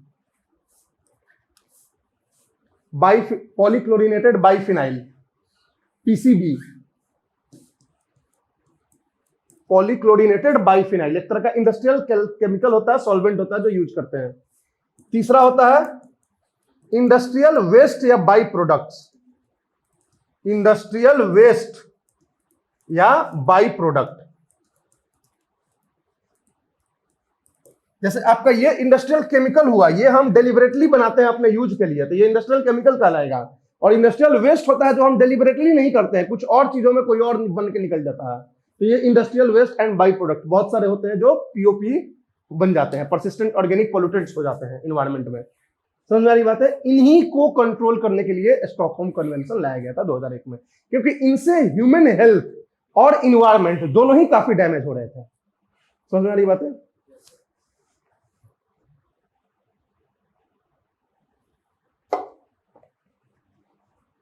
दो 2011 के टाइम में ये क्वेश्चन पूछा था, इंडोसल्फन करके एक हम यूज करते थे केमिकल्स एग्रीकल्चर में, तो उसको उसके ऊपर, क्योंकि वो जो है स्टॉकहोम कन्वेंशन के थ्रू उसके ऊपर भी बैन किया जा रहा था, तो इंडिया इसको जो है रेसिस्ट कर रहा था इस बैन को, क्योंकि इंडिया के लिए बहुत जरूरी था अभी एग्रीकल्चरल प्रोडक्शन के लिए। तो इस तरीके से जो है इंडिया ने चूंकि साइन किया है स्टॉकहोम कन्वेंशन को, तो अगर इसमें कोई ऐसा केमिकल्स लाते हैं जिससे कि हमारा बहुत ज्यादा यूटिलिटी है, तो हम उसको अपोज करते हैं कि नहीं, ये नहीं लाया जाना चाहिए। उसके ऊपर बहुत ज्यादा डिस्कशन होता है इंटरनेशनल प्लेटफॉर्म पे। तो न्यूज में अक्सर जो है केमिकल्स रहते हैं, अगर कोई केमिकल्स न्यूज में आ रहा है जिसको कि बैन किया जा रहा है इंटरनेशनल प्लेटफॉर्म पे, इंडिया उसको रेस्ट्रिक्ट कर रहा है, यूपीएससी पक्का क्वेश्चन पूछेगा उससे। तो इसलिए इसको हमेशा ध्यान में रखना, इस चीज को।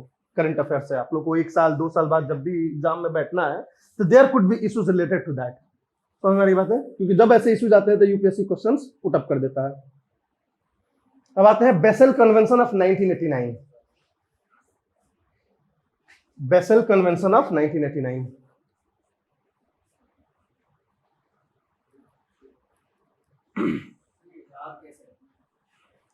याद कैसे रहेंगे यार, थोड़ा सा तो याद करना पड़ेगा। देखो, याद करने के लिए सबसे पहले जब भी पढ़ना तो उसको एक डिवाइड करके पढ़ना। जैसे सीबीडी के लिए कौन कौन से हैं, सॉरी बायोडाइवर्सिटी के लिए कौन कौन से हैं, क्लाइमेट चेंज के लिए कौन कौन से हैं, और उसके बाद हजार्डस मटेरियल के लिए कौन कौन से हैं। ठीक है, तो इस तरह से आपको अलग अलग इसको देख के करना, तो उससे याद रहेगा। जैसे स्टॉकहोम कन्वेंशन हो गया, अब बेसल कन्वेंशन हो गया, आगे रोटरडैम कन्वेंशन आएगा, मिनामाटा कन्वेंशन आएगा। ठीक है, तो 4 हजार्डस मटेरियल के लिए हैं, तो ये थोड़ा सा आपको याद करना होगा, या तो कोई ट्रिक बना लो उससे याद हो जाएगा। ठीक, बेसल कहाँ है? स्विट्जरलैंड की सिटी है बेसल, राइट। तो वहीं पे ये कन्वेंशन हुआ था, बेसल कन्वेंशन 1989 में। ये Basel convention basically hazardous waste के लिए था। किसके लिए था? हजार्डस वेस्ट के लिए। हजार्डस वेस्ट के लिए क्या था? सबसे पहली चीज इंपॉर्टेंट है इसमें, तो मेनली जो था 1980s में अफ्रीकन कंट्रीज में पाया गया बहुत सारे टॉक्सिक वेस्ट जो कि डंप्ड किए गए थे अफ्रीका में। और किसने डंप्ड किया था? तो डेवलप्ड कंट्रीज ने, राइट। डेवलप्ड कंट्रीज उस समय क्या करते थे कि अपने यहाँ के जितने भी इंडस्ट्रियल पोल्यूटेंट्स होते थे, वेस्ट होते थे, उनको अपने यहाँ डंप नहीं करते थे। क्यों? क्योंकि उनका इन्वायरमेंट खराब होगा, उनके लोगों को बीमारी होगी। वो जाके गरीब देशों में डंप कर देते थे और उनको कुछ पैसा पकड़ा देते थे, लो भाई ये वेस्ट डंप के लिए हम आपको पैसा दे रहे हैं। वहां की जो सरकारें थी वो पैसा ले लेती थी, राइट, डील कर लेती थी, और ये होता रहा सालों भर, सालों साल से चलता रहा था। धीरे धीरे जो मीडिया थी अफ्रीकन कंट्रीज की, जो एनजीओ थे, इन्होंने इसको पॉइंट आउट किया, आइडेंटिफाई किया और इसको जो है एक्सपोज किया कि how toxic the African land and environment is, and this toxicity is because of toxic waste that is being dumped by the developed countries.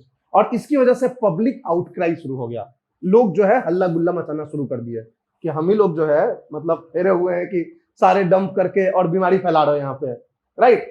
तो इसकी वजह से बेसल में 1989 में एक कन्वेंशन हुआ कि कोई भी हजार्डस वेस्ट जो है डेवलप्ड कंट्रीज, डेवलपिंग कंट्रीज में जाकर डंप नहीं करेगा, राइट। मैंने ये कंट्री लेवल पर साइन किया गया, there should not be the dumping of waste, the toxic waste in the developing और पुअर कंट्रीज, राइट। तो ये बेसल कन्वेंशन था। बेसल कन्वेंशन भी under the aegis of UNEP था, यूनाइटेड नेशन एनवायरनमेंट प्रोग्राम के aegis पे ये Basel convention भी था। ये नॉन बाइंडिंग है, ये याद रखना, ये नॉन बाइंडिंग है, इट्स नॉट बाइंडिंग। इसमें साइन करने वाला बाइंडिंग नहीं है क्योंकि ये डेवलप्ड कंट्रीज के खिलाफ था। तो जो डेवलप्ड कंट्रीज के खिलाफ होगा वो तो बाइंडिंग करना उसको मुश्किल होगा, राइट। अब डेवलप्ड कंट्रीज तो बोलेंगे ना यार कि जो कंट्री हमको बोल रहा है डंप करने के लिए, तो आपको क्या दिक्कत है भाई, राइट। लेकिन वहां के लोगों को तो दिक्कत है, तो इसलिए जो है ये नॉन बाइंडिंग रखा गया कि ठीक है जो भी साइन करेगा वो कोशिश करेगा, राइट। लेकिन कुछ एक्स्ट्रा कंडीशन अगर सर्कमस्टांसेस अगर आ गया उसका, एक्स्ट्रा ऑर्डिनरी सर्कमस्टांसेस, तो इसको वायलेट भी कर सकता है। इसलिए नॉन बाइंडिंग है बेसल कन्वेंशन, बाइंडिंग नहीं है, याद रखना। तो ये दो चीज बेसल कन्वेंशन के बारे में याद रखना। और इसके जो एम है, एम जो है मेन या ऑब्जेक्टिव है, वो है to restrict the dumping of toxic industrial waste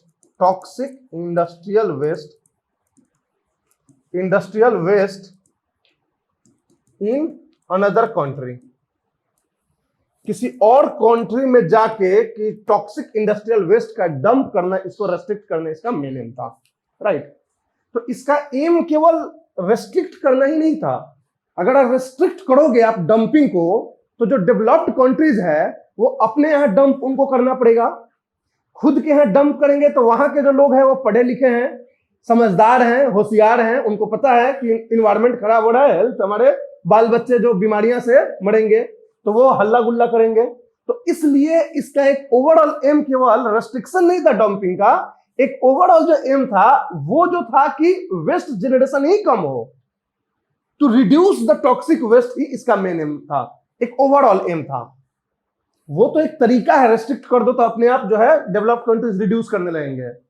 तीसरा था कि वेस्ट मैनेजमेंट को स्ट्रेंथन करना, राइट, सस्टेनेबल वेस्ट मैनेजमेंट को प्रमोट करना, कि वेस्ट अगर जनरेट हो भी रहा है जिसको आप नहीं रोक सकते हो, डेवलपमेंट रुक जाएगा, तो आप उसको कैसे सस्टेनेबली मैनेज करोगे, कहां उसको डंप करोगे, कहां डिस्पोज करोगे कि इन्वायरमेंट और हेल्थ को कोई खतरा ना हो, ये चीज के लिए भी आप सोचोगे। समझ में आ रही बात है? तो इसलिए ओवरऑल इसका जो एम था वो restrict the dumping of industrial waste के अलावे एक वेस्ट जनरेशन को रिड्यूस करना भी था और सस्टेनेबल वेस्ट मैनेजमेंट को प्रमोट करना भी था। समझ में आ रही बात है? तो अगर आपको ऑप्शन में दे दे, राइट, कि बेसल कन्वेंशन इज एसोसिएटेड और एम्स टू, तो ऐसा नहीं है कि केवल restrict the dumping of industrial waste ही लिखोगे, इसमें आप ये भी लिख लोगे कि reduction of waste, industrial toxic waste and proper sustainable waste management, ये तीनों चीजें इसके अंदर आ जाती हैं। समझ में आ रही बात है? तो ये होता है आपका बेसल कन्वेंशन। नॉन बाइंडिंग है, यूनाइटेड नेशन एनवायरनमेंट प्रोग्राम के एजिस पे है। कोई दिक्कत? अब इसमें जो है वेस्ट को, इंडस्ट्रियल वेस्ट को दो तरह का माना है। एक होता है अपेंडिक्स 1, वेस्ट को दो लिस्ट में इसने बांट दिया, अपेंडिक्स 1 और अपेंडिक्स 2। अपेंडिक्स 1 और अपेंडिक्स 2 में, अपेंडिक्स 1 में वो टॉक्सिक वेस्ट को रखता है, टॉक्सिक वेस्ट, टॉक्सिक वेस्ट को रखता है अपेंडिक्स 1 में, जो तुरंत हार्मफुल होगा, जैसे ही एक्सपोज होगा ह्यूमन को, उसके हेल्थ को खराब करेगा, इन्वायरमेंट को खराब करेगा, टॉक्सिक वेस्ट। तो इसके ऊपर सबसे ज्यादा कड़ा जो है रवैया होना चाहिए, रेस्ट्रिक्शंस होना चाहिए। और अपेंडिक्स 2 जो है अदर वेस्ट्स हैं, जो इमीडिएटली कोई बहुत ज्यादा जो है टॉक्सिक नहीं है, राइट। जैसे आपका डोमेस्टिक वेस्ट हुआ, डोमेस्टिक वेस्ट बहुत टॉक्सिक नहीं होता है, बायोडिग्रेडेबल भी हो सकता है, राइट, बहुत ज्यादा टॉक्सिक तो नहीं होता है ऑर्गेनिक डोमेस्टिक वेस्ट जो होता है। तो ये दूसरे में है जिसके ऊपर हम थोड़े बहुत लिबरल हो सकते हैं। और एक होता है टॉक्सिक वेस्ट जो हम अपेंडिक्स 1 में रखते हैं। समझ में आ रही बात है? अब टॉक्सिक वेस्ट जो है क्या क्या होता है, क्या हो सकता है toxic waste, right. What is toxic waste, क्या सोर्स है टॉक्सिक वेस्ट के? तो सबसे पहले आपका जितने भी बायोलॉजिकल मेडिकल वेस्ट होते हैं, मेडिकल वेस्ट जो होते हैं वो टॉक्सिक में माने जाते हैं। क्यों? क्योंकि इसमें जो है पैथोजेंस हो सकते हैं, केमिकल्स हो सकते हैं। तो जो मेडिकल वेस्ट होते हैं, जो हॉस्पिटल से जनरेट होते हैं, वो टॉक्सिक के अंदर मानते हैं इसको, राइट। उसके बाद जो लेड एसिड बैटरीज होते हैं, जो ई वेस्ट के अंदर आते हैं, electronic waste, lead acid batteries होते हैं, ये भी टॉक्सिक वेस्ट के अंदर माने जाते हैं। जितने भी इंडस्ट्रियल टॉक्सिक केमिकल्स होते हैं, इंडस्ट्रियल टॉक्सिक केमिकल्स होते हैं, ये भी टॉक्सिक वेस्ट में माने जाते हैं। जो भी परसिस्टेंट ऑर्गेनिक पोल्यूटेंट्स होते हैं, ये भी टॉक्सिक वेस्ट में माने जाते हैं। तो they all are toxic waste, जिनके ऊपर जो है रेस्ट्रिक्शंस काफी होगा। क्या? हाँ, अनयूज्ड ऑयल्स भी टॉक्सिक में आते हैं, बहुत सारे unused oil, sorry not unused oil, हाँ मोबिल ऑयल जो यूज्ड ऑयल हैं वो भी जो है टॉक्सिक में आते हैं, राइट। तो ये सारे टॉक्सिक वेस्ट में आते हैं, medical waste, used oil, lead acid batteries, industrial toxic chemicals, persistent organic pollutants, right. तो दीज आर टॉक्सिक वेस्ट। अब इसमें 2 पॉइंट याद रखना बेसल कन्वेंशन में, 2 इंपॉर्टेंट पॉइंट। पहला इंपॉर्टेंट पॉइंट ये है कि रेडियो एक्टिव वेस्ट को हम इसमें कंसीडर नहीं करते हैं। Radioactive waste is not considered under the Basel Convention. Radioactive waste जानते हो क्या होता है? यस,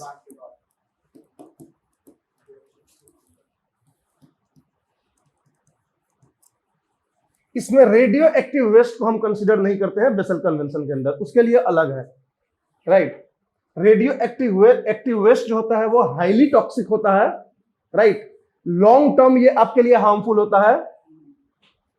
ये आपको न्यूक्लियर पावर प्लांट से रिलीज होता है या कोई भी ऐसे इंडस्ट्रियल जहां पे कि रेडियो एक्टिव एलिमेंट्स की जरूरत होती है, वहां पे ये वेस्ट जनरेट होते हैं। तो इनको जो है एक अलग प्रोसीजर होता है, इनको आपको डिस्पोज करने के लिए विट्रिफिकेशन प्रोसेस होता है, जो कि जमीन के काफी अंदर ले जाके इसको हम डिस्पोज करते हैं। तो that is different convention, different protocols उनके लिए है। तो ये जो है रेडियो एक्टिव वेस्ट नहीं, बेसल कन्वेंशन में नहीं आता है, इसके लिए बेसल कन्वेंशन से कोई लेना देना नहीं है। और दूसरा इसके में एक इंपॉर्टेंट पॉइंट याद रखना कि there are certain exception in Basel Convention. कुछ ऐसे वेस्ट होते हैं जो किसी पर्टिकुलर इन्वायरमेंट में ही डिग्रेड होते हैं, या उनको किसी पर्टिकुलर इन्वायरमेंट में डंप करोगे तो उनकी जो इंपैक्ट होगी वो मिनिमम होगी। जैसे मान लो ट्रॉपिकल रीजन्स में कुछ वेस्ट जल्दी डिग्रेड हो जाएंगे। तो इस तरह के अगर वेस्ट हैं जिनके लिए कोई रिक्वायर्ड इन्वायरमेंटल कंडीशन चाहिए फॉर देयर सेफ डिस्पोजल, और उन वेस्ट को आप ला सकते हो डेवलप्ड कंट्री से डेवलपिंग कंट्री या कहीं पे भी, राइट, वो जो है मजबूरी हो गई, राइट। तो इस तरह के वेस्ट के लिए ये एक्सेप्शन प्रोवाइड करता है बेसल कन्वेंशन, जो कोई सेपरेट, कोई अलग डिफरेंट इन्वायरमेंटल कंडीशंस जिसके लिए चाहिए, तो वो जहां इन्वायरमेंटल कंडीशंस पाया जाएगा वहां जाके आप डिस्पोज कर सकते हो उन वेस्ट को। समझ में आ रही बात है? तो वो एक एक्सेप्शन होता है बेसल कन्वेंशन में। रेडियो एक्टिव वेस्ट एक एक्सेप्शन होता है और ये दूसरा एक्सेप्शन होता है, ये याद रखना हमेशा। क्या?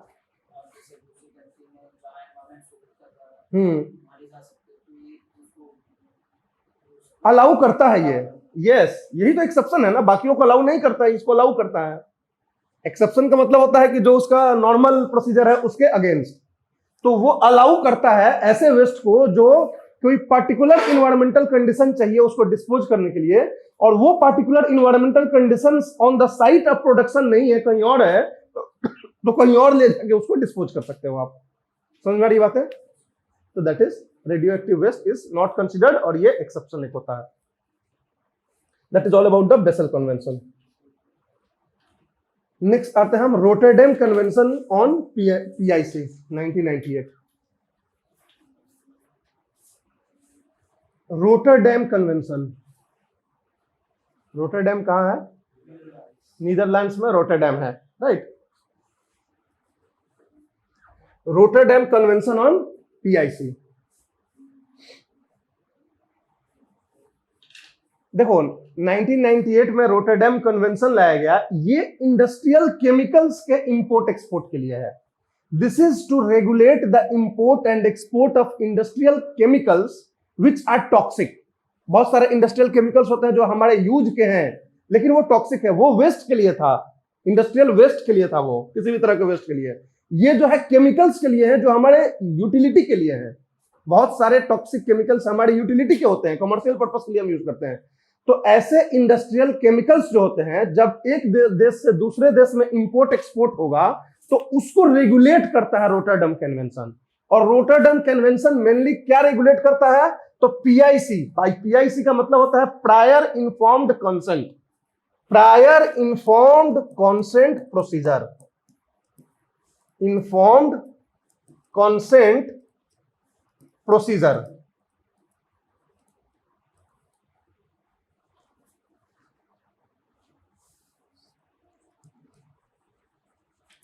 Prior informed consent procedure. PIC क्या होता है आपको कि मेनली रोटरडैम कन्वेंशन ये बोलता है कि जब भी इंडस्ट्रियल केमिकल्स एक कंट्री दूसरे कंट्री को एक्सपोर्ट करेगा, राइट, जब भी इंडस्ट्रियल केमिकल्स जो टॉक्सिक है एक कंट्री दूसरे कंट्री को एक्सपोर्ट करेगा, तो इन दोनों के बीच में एक प्रायर इन्फॉर्म्ड कंसेंट प्रोसीजर होना चाहिए। ये प्रायर इन्फॉर्म्ड कंसेंट प्रोसीजर क्या है कि जो एक्सपोर्टिंग कंट्री है वो इंपोर्टिंग कंट्री को इसका कैसे यूज करना है, किस तरीके से ये जो है हार्मफुल एडवर्स इंपैक्ट्स इसके क्या हो सकते हैं, सब कुछ इसको इंफॉर्मेशन देगा। और उस इंफॉर्मेशन को लेने के बाद ये कंट्री डिसाइड करेगा whether I have to import this chemical और नॉट। कोई भी इंफॉर्मेशन को छुपा के एक्सपोर्ट नहीं करेगा इंडस्ट्रियल केमिकल्स का। ये रोटरडैम कन्वेंशन का मेन जो है आपका थीम था कि कोई भी इंडस्ट्रियल केमिकल्स अगर वो हो रहा है एक कंट्री से दूसरे कंट्री, तो इंपोर्टिंग कंट्री जो है वो हक है आपसे डिटेल असेसमेंट रिपोर्ट मांगने का कि क्या रिस्क है और ये जो है इसको कैसे यूज करना है ये भी बताएंगे। कोई भी चीज छुपा के ये किसी तरह का इंपोर्ट एक्सपोर्ट नहीं होना चाहिए। This is Rotterdam convention. जो कंट्री ने साइन किया है रोटरडैम कन्वेंशन, वो जब भी एक्सपोर्ट करेगा तो इस बात का हमेशा ध्यान रखेगा, वो डिनाई नहीं कर सकता है इंपोर्टिंग कंट्रीज को कि नहीं यार हमको नहीं पता इसमें क्या क्या प्रॉब्लम है। समझ रही बात है? तो ये जो है प्रायर इन्फॉर्म्ड कंसेंट प्रोसीजर होगा, इसके अकॉर्डिंग ही ये इंपोर्ट एक्सपोर्ट कर सकते हैं। दिस इज कोई इंपोर्टिंग कंट्री भी ऐसे कंट्री से इंपोर्ट नहीं करेगा इंडस्ट्रियल केमिकल्स जो ये इस तरह इंफॉर्मेशन नहीं देता है। क्यों? क्योंकि उसके यहाँ का इन्वायरमेंट, उसके यहाँ की पब्लिक की जान को या उसके हेल्थ को खतरा हो सकता है। समझे? तो दिस इज रोटरडैम कन्वेंशन। ये इंडस्ट्रियल केमिकल्स के लिए है, टॉक्सिक इंडस्ट्रियल केमिकल्स। बेसल किसके लिए था? वेस्ट के लिए था, डंपिंग ऑफ वेस्ट के लिए था। दोनों में अंतर, बाकी इंपैक्ट दोनों का सेम होगा, दोनों को सेम इंपैक्ट की वजह से दोनों कन्वेंशन लाया गया है, बट डिफरेंस यही है। क्लियर है? कोई दिक्कत? ये होता है रोटरडैम कन्वेंशन ऑन पीआईसी। हाँ, दोनों अलग अलग कन्वेंशन है, दोनों में कोई लिंक नहीं है। बेसल अलग है, रोटरडैम अलग है। ये अलग बात है कि ये जो रोटरडैम है ये भी जो है under the aegis of United Nations Environment Programme है। ये भी यूनाइटेड नेशन इन्वायरमेंट प्रोग्राम के एजिस पे है। समझ में आ रही बात है?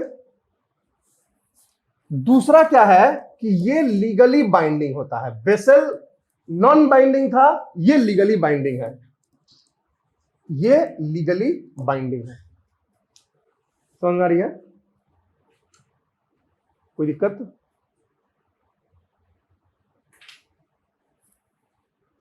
Under the aegis of United nation environment Programme, मतलब यूएन का प्लेटफॉर्म तो था, और लीगली बाइंडिंग है। ये दोनों चीज याद रखना रॉटरडैम कन्वेंशन ऑन पीआईसी पे। पीआईसी का मतलब प्रायर इन्फॉर्म्ड कंसेंट प्रोसीजर। क्या होता है ये आपको पता है कि इंपोर्टिंग एक्सपोर्टिंग कंट्रीज में प्रायर इन्फॉर्म देना होता है कि ये इसका प्रॉब्लम है, ये केमिकल्स का एडवर्स इंपैक्ट हो सकता है, इस तरह से आपको यूज करना है, और उसके बेसिस पे इंपोर्टिंग कंट्री डिसाइड करना है वेदर टू एक्सपोर्ट और नॉट। ठीक। नेक्स्ट आता है हमारा मीनामाटा कन्वेंशन। 2013 में साइन के लिए ओपन किया गया, 2017 में ये इंप्लीमेंट, ये लेटेस्ट है, इसलिए बहुत इंपॉर्टेंट है मीनामाटा कन्वेंशन।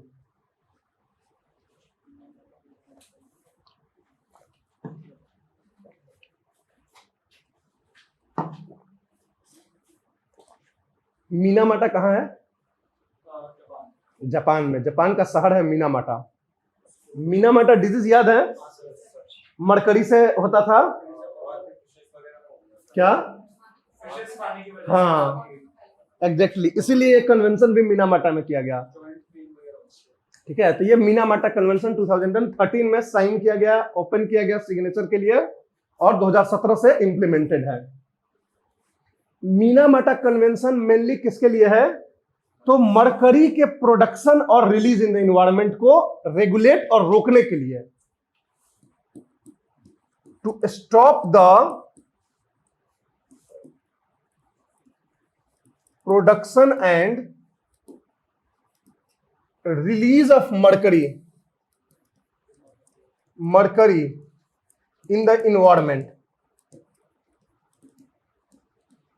इन्वायरमेंट में मरकरी का प्रोडक्शन और रिलीज को रोकने के लिए ये मीनामाटा कन्वेंशन लाया गया। ये एक सिंगल ऐसा कन्वेंशन है जो किसी पार्टिकुलर केमिकल के लिए है, समझे? बाकी परसिस्टेंट ऑर्गेनिक पोल्यूटेंट्स बहुत सारे केमिकल्स के लिए है, जो भी देख लोगे आप हजार्डस मटेरियल्स वाले, लेकिन एक सिंगल है जो एक पर्टिकुलर केमिकल के लिए है, मरकरी के लिए। क्योंकि मरकरी से बहुत प्रॉब्लम हो रही है, क्योंकि there are different kind of industrial processes, local processes, जिसके वजह से मरकरी इन्वायरमेंट में रिलीज होती है, राइट? तो ये जो है उसी को रोकने के लिए ये कन्वेंशन लाया गया है। ठीक, ये मेन एम है कन्वेंशन का। इसके बारे में सबसे पहले आपको जानना है, under the aegis of UNEP, under the aegis of United nation environment programme, UNEP के ईपी के एजिस पे इसको लाया गया था। पहली चीज आपको ध्यान में रखना है, यूनाइटेड नेशन इन्वायरमेंट प्रोग्राम के ही अंदर आता है। दूसरा, लीगली बाइंडिंग, लीगली बाइंडिंग, ये लीगली बाइंडिंग है on the parties, legally binding है। ये दो चीज ध्यान में रखना है। तीसरा इसके में क्या है, रिलैक्सेशंस अप टू 2025, 2025 तक इसमें रिलैक्सेशन है। मतलब कि 2025 तक you can continue with the ongoing process, लेकिन 2025 से आपको जो है काम पे लग जाना है कि कैसे कम करना है प्रोडक्शन, कैसे इसको फेज आउट करना है, जो भी है। क्यों? क्योंकि अभी क्या है कि जब भी कोई नया कन्वेंशन आता है और आप उस केमिकल पे बहुत ज्यादा डिपेंडेंट हो, तो अचानक से आपका डेवलपमेंट न रुक जाए, प्रोडक्शन प्रोसेस एडवर्सली अफेक्ट ना हो, इसलिए आपको तैयार होने का मौका दिया जाता है कि चलो तैयार हो जाओ, 8 साल का टाइम लो, इस 8 साल में आप जो है रिप्लेसमेंट ढूंढो कि इससे हम अगर प्रोडक्शन इसका रोकेंगे तो इसकी जगह हम किसको यूज करेंगे। तो ये सब रिसर्च करो, जो करो, जैसे भी करो। तो इसमें 2025 तक का टाइम दिया गया है साइन करने वाले कंट्रीज को कि 2025 तक आप डिसाइड कर लो कि कैसे आप स्टॉप करोगे, 2025 से आपको काम पे लग जाना है। समझे बात को? तो ये जो है कूलिंग ऑफ पीरियड एक तरह का दिया गया इसमें। अब मिनामाटा कन्वेंशंस जो है वो अब मरकरी किन किन मतलब प्रोसेसेस से रिलीज होता है, ये थोड़ा बहुत आपको पता होना चाहिए। ठीक है, सबसे पहले जो स्मॉल स्केल गोल्ड माइनिंग होता है, artisanal and small scale gold mining, उसमें मरकरी का हम यूज करते हैं। मरकरी एक मेटल है राइट, सॉफ्ट मेटल है, लिक्विड फॉर्म में मेटल है, राइट। तो मरकरी का मेनली आप यूज कहां कहां हम करते हैं ज्यादातर, राइट, किन किन कारणों से, किन किन प्रोसेसेस से मरकरी जो है इन्वायरमेंट में रिलीज होती है, ये आपको समझना है। तो सबसे पहले small scale gold mining, small scale local scale में जो गोल्ड माइनिंग होता है उसमें जो है हम मरकरी का यूज करते हैं, राइट। एएसजीएम प्रोसेस एक होता है, एएसजीएम, एएसजीएम का मतलब होता है artisanal and small scale gold mining. ये बहुत ज्यादा होता है साउथ अफ्रीका वगैरह कंट्रीज में, जहां की लोकल लेवल पे लोग जो है खोद के और गोल्ड माइनिंग करते हैं, तो वहां पे मरकरी का यूज बहुत ज्यादा करते हैं।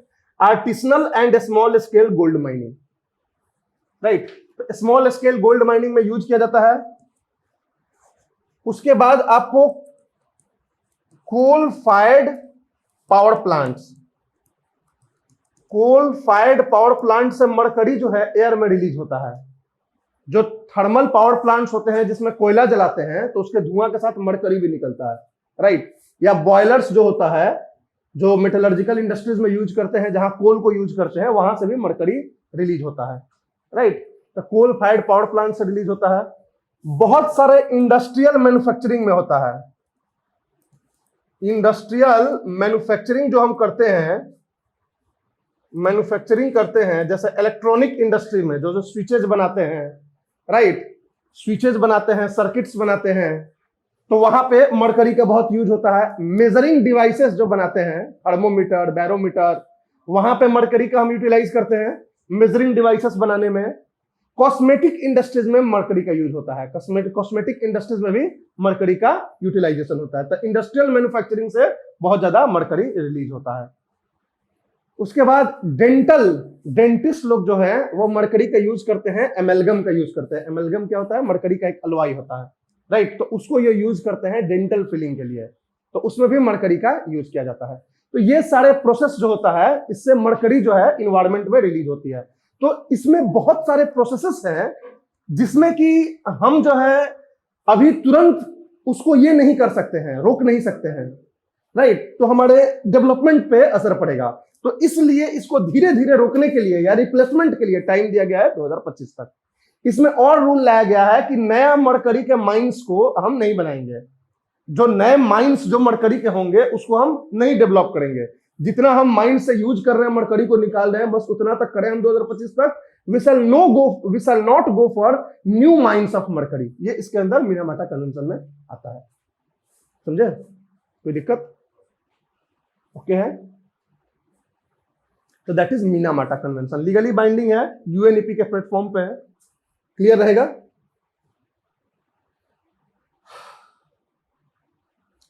चलो, तो ये हमारा हो गया हजार्डस मटेरियल से रिलेटेड।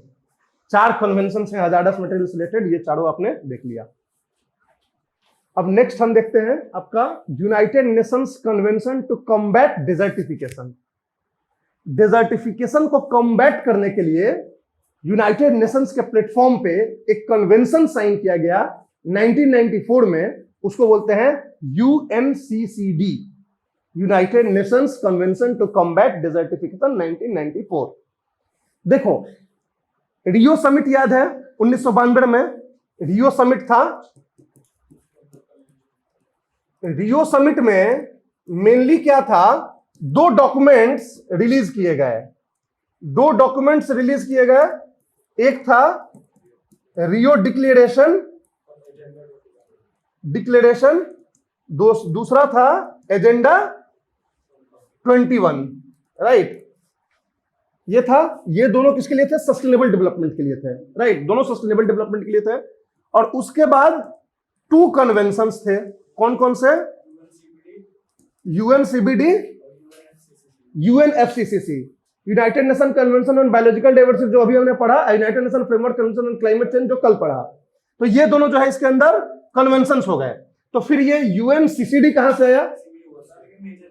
हाँ, हुआ इसी में था, लेकिन ये कन्वेंशन यहां साइन नहीं हुआ था। देखना, ये कन्वेंशन यहां साइन नहीं हुआ था। ये एजेंडा 21 जो हमारा एक्शन प्लान था, उसमें एक रिकमेंडेशन था कि हम एक ऐसा कन्वेंशन लाएंगे जो लैंड मैनेजमेंट के लिए होगा। लैंड को मैनेज करना इन्वायरमेंट और डेवलपमेंट दोनों के लिए जरूरी है, ये एजेंडा 21 में आइडेंटिफाई किया गया।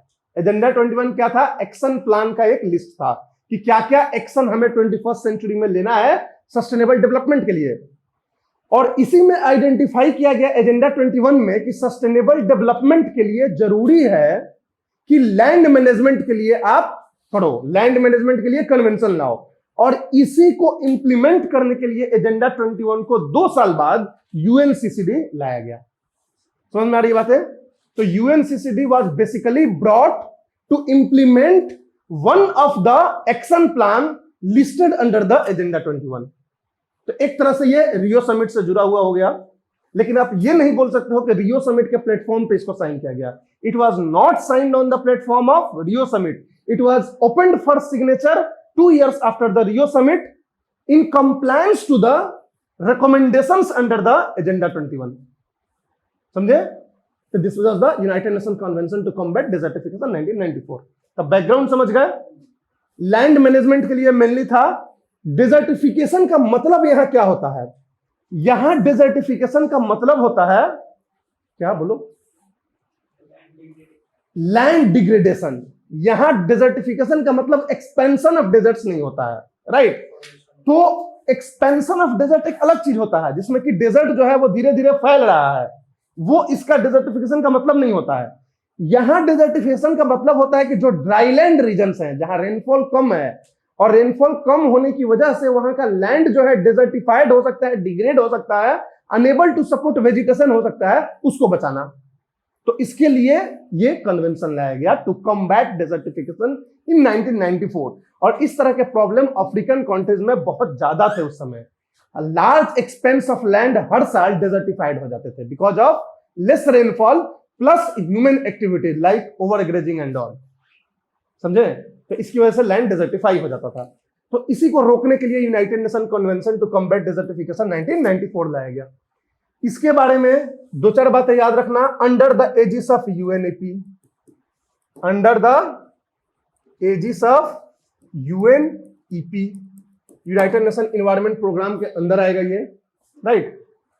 दूसरा, लीगली बाइंडिंग, लीगली बाइंडिंग, जो भी इसको साइन करेगा, राइट, तो इसके प्रोविजंस को फॉलो करना है। प्रोविजंस मतलब कि आपको आइडेंटिफाई करना है अपने कंट्री में कि कौन कौन सा एरिया आपका ड्राईलैंड आता है। एग्रीकल्चर का हमने चैप्टर पढ़ाया था ना, उसमें ड्राईलैंड की डिफिनेशन बताई थी ना? नहीं करा है? अच्छा, कोई बात नहीं, आप लोगों के पास पहुंच गया है ना उसका वीडियोस, वीमियो पे तो डाल दिया गया है। 33 लेक्चर, 34 लेक्चर और 35 लेक्चर ये एग्रीकल्चर से रिलेटेड है। तो 33 लेक्चर में या किसी लेक्चर में हमने ड्राईलैंड की बात करी है, उसमें डिफिनेशन भी बताया। तो ड्राईलैंड एग्रीकल्चर जो होता है, राइट, तो वो ड्राईलैंड रीजन जो है जहां लेस रेनफॉल है, 75 सेंटीमीटर से भी कम रेनफॉल है, तो उन सब रीजन्स में आपको पहले आइडेंटिफाई करना है अपने यहां, उसको आपको कंजर्व करने के लिए वहां पे कुछ एक्टिविटीज को रेस्ट्रिक्ट करनी है। जैसे वहां पे कोई छोटा मोटा फॉरेस्ट है तो फॉरेस्ट को नहीं काटोगे, ग्रेजिंग लैंड है तो उसको ओवर ग्रेजिंग नहीं करोगे, रोटेशन ऑफ ग्रेजिंग करोगे, और उसके बाद वहां पे आप मैनेज करोगे ताकि वो प्रोडक्टिव लैंड बने रहे। तो ये सारी चीजें कन्वेंशन टू कॉम्बैट डेजर्टिफिकेशन में रखा गया था 1994 में। लीगली बाइंडिंग है, under the aegis of United Nation environment Programme है। सॉरी, मैंने एक गलती, मतलब ये यूनाइटेड नेशन एनवायरनमेंट प्रोग्राम के अंदर नहीं है, यूएन के अंदर है, समझे? यूनाइटेड नेशन के प्लेटफॉर्म पे इसको स्टार्ट किया गया था, लेकिन इसकी जो अलग सेक्रेटेरिएट है, मेरे दिमाग में तब से यूएनईपी चल रहा है ना, राइट, तो इसलिए कंफ्यूजन है, सॉरी। ये under the aegis of United nations है, but not UNEP, but not UNEP. देखो, यूएनईपी क्या करता है कि एक तरह से कोऑर्डिनेटिंग सर्विस प्रोवाइड करता है, राइट, वो हेल्प करता है किसी कन्वेंशंस को डेवलप करने में, राइट।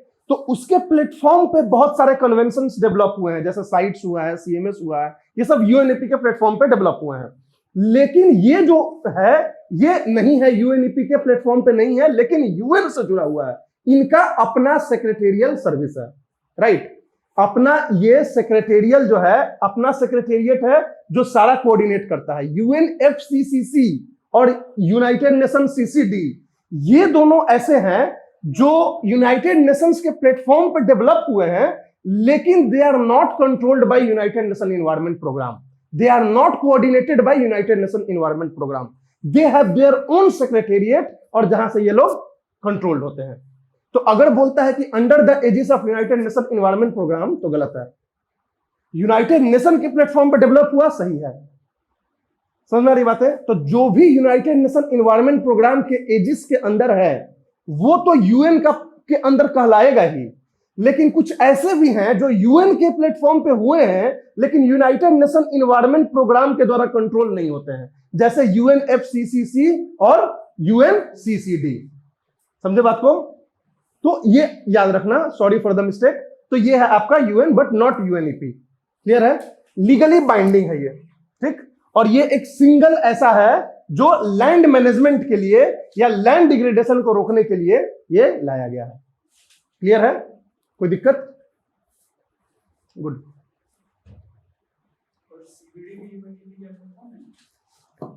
सीबीडी कवर्ड होता है, उसको जो है कोऑर्डिनेट यूएनईपी करता है। सीबीडी को करता है, जितने ये चारों आपने इसके लिए बोला है हजार्डस मटेरियल को, उनको करता है, साइट्स को करता है, सीएमएस को करता है, रमसार को नहीं करता है। रमसार पूरी तरह से इंडिपेंडेंट है, यूनाइटेड नेशन के भी प्लेटफॉर्म से उसको ये नहीं है, जबकि वो close coordination with United nation करता है, लेकिन यूनाइटेड नेशन के प्लेटफॉर्म पे वो साइन नहीं हुआ था। सीबीडी जो है यूनाइटेड नेशन इन्वायरमेंट प्रोग्राम, देखो यूनाइटेड नेशन इन्वायरमेंट प्रोग्राम को हम कल आपको पढ़ाएंगे, तो उसमें हम बताएंगे कि क्या रोल होता है यूनाइटेड नेशन इन्वायरमेंट प्रोग्राम का। सबसे पहला इसका रोल होता है कि ये जो है डेवलपमेंट ऑफ कन्वेंशंस में हेल्प करता है। इसके जो मेंबर्स होते हैं उनको प्रमोट करता है कि ये एरिया है, इस पे कन्वेंशन बनाया जाए। तो जो कन्वेंशंस बनते हैं वो कहलाते हैं यूनाइटेड नेशन इन्वायरमेंट प्रोग्राम के छत्रछाया के अंदर। उसके बाद ये फंडिंग भी करता है, राइट, डेवलपिंग कंट्रीज को इंप्लीमेंटेशन में भी हेल्प करता है कन्वेंशंस के। तो जो जो इसके अंदर होते हैं उन्हीं को प्रोजेक्ट को फंडिंग करता है, राइट। तो जैसे यूएनएफसीसीसी और ये सब नहीं है इसके अंदर, तो इनके प्रोजेक्ट्स को वो नहीं देखेगा, उनके प्रोजेक्ट्स को मॉनिटर नहीं करेगा, इंप्लीमेंटेशन या फंडिंग में नहीं होता है। जो जो उसके एजिस में होते हैं उन्हीं को करता है। तो this is not under the aegis of UNEP, it has its own secretariat जो कि सब कुछ कोऑर्डिनेट करती है। समझ में आ रही है बातें?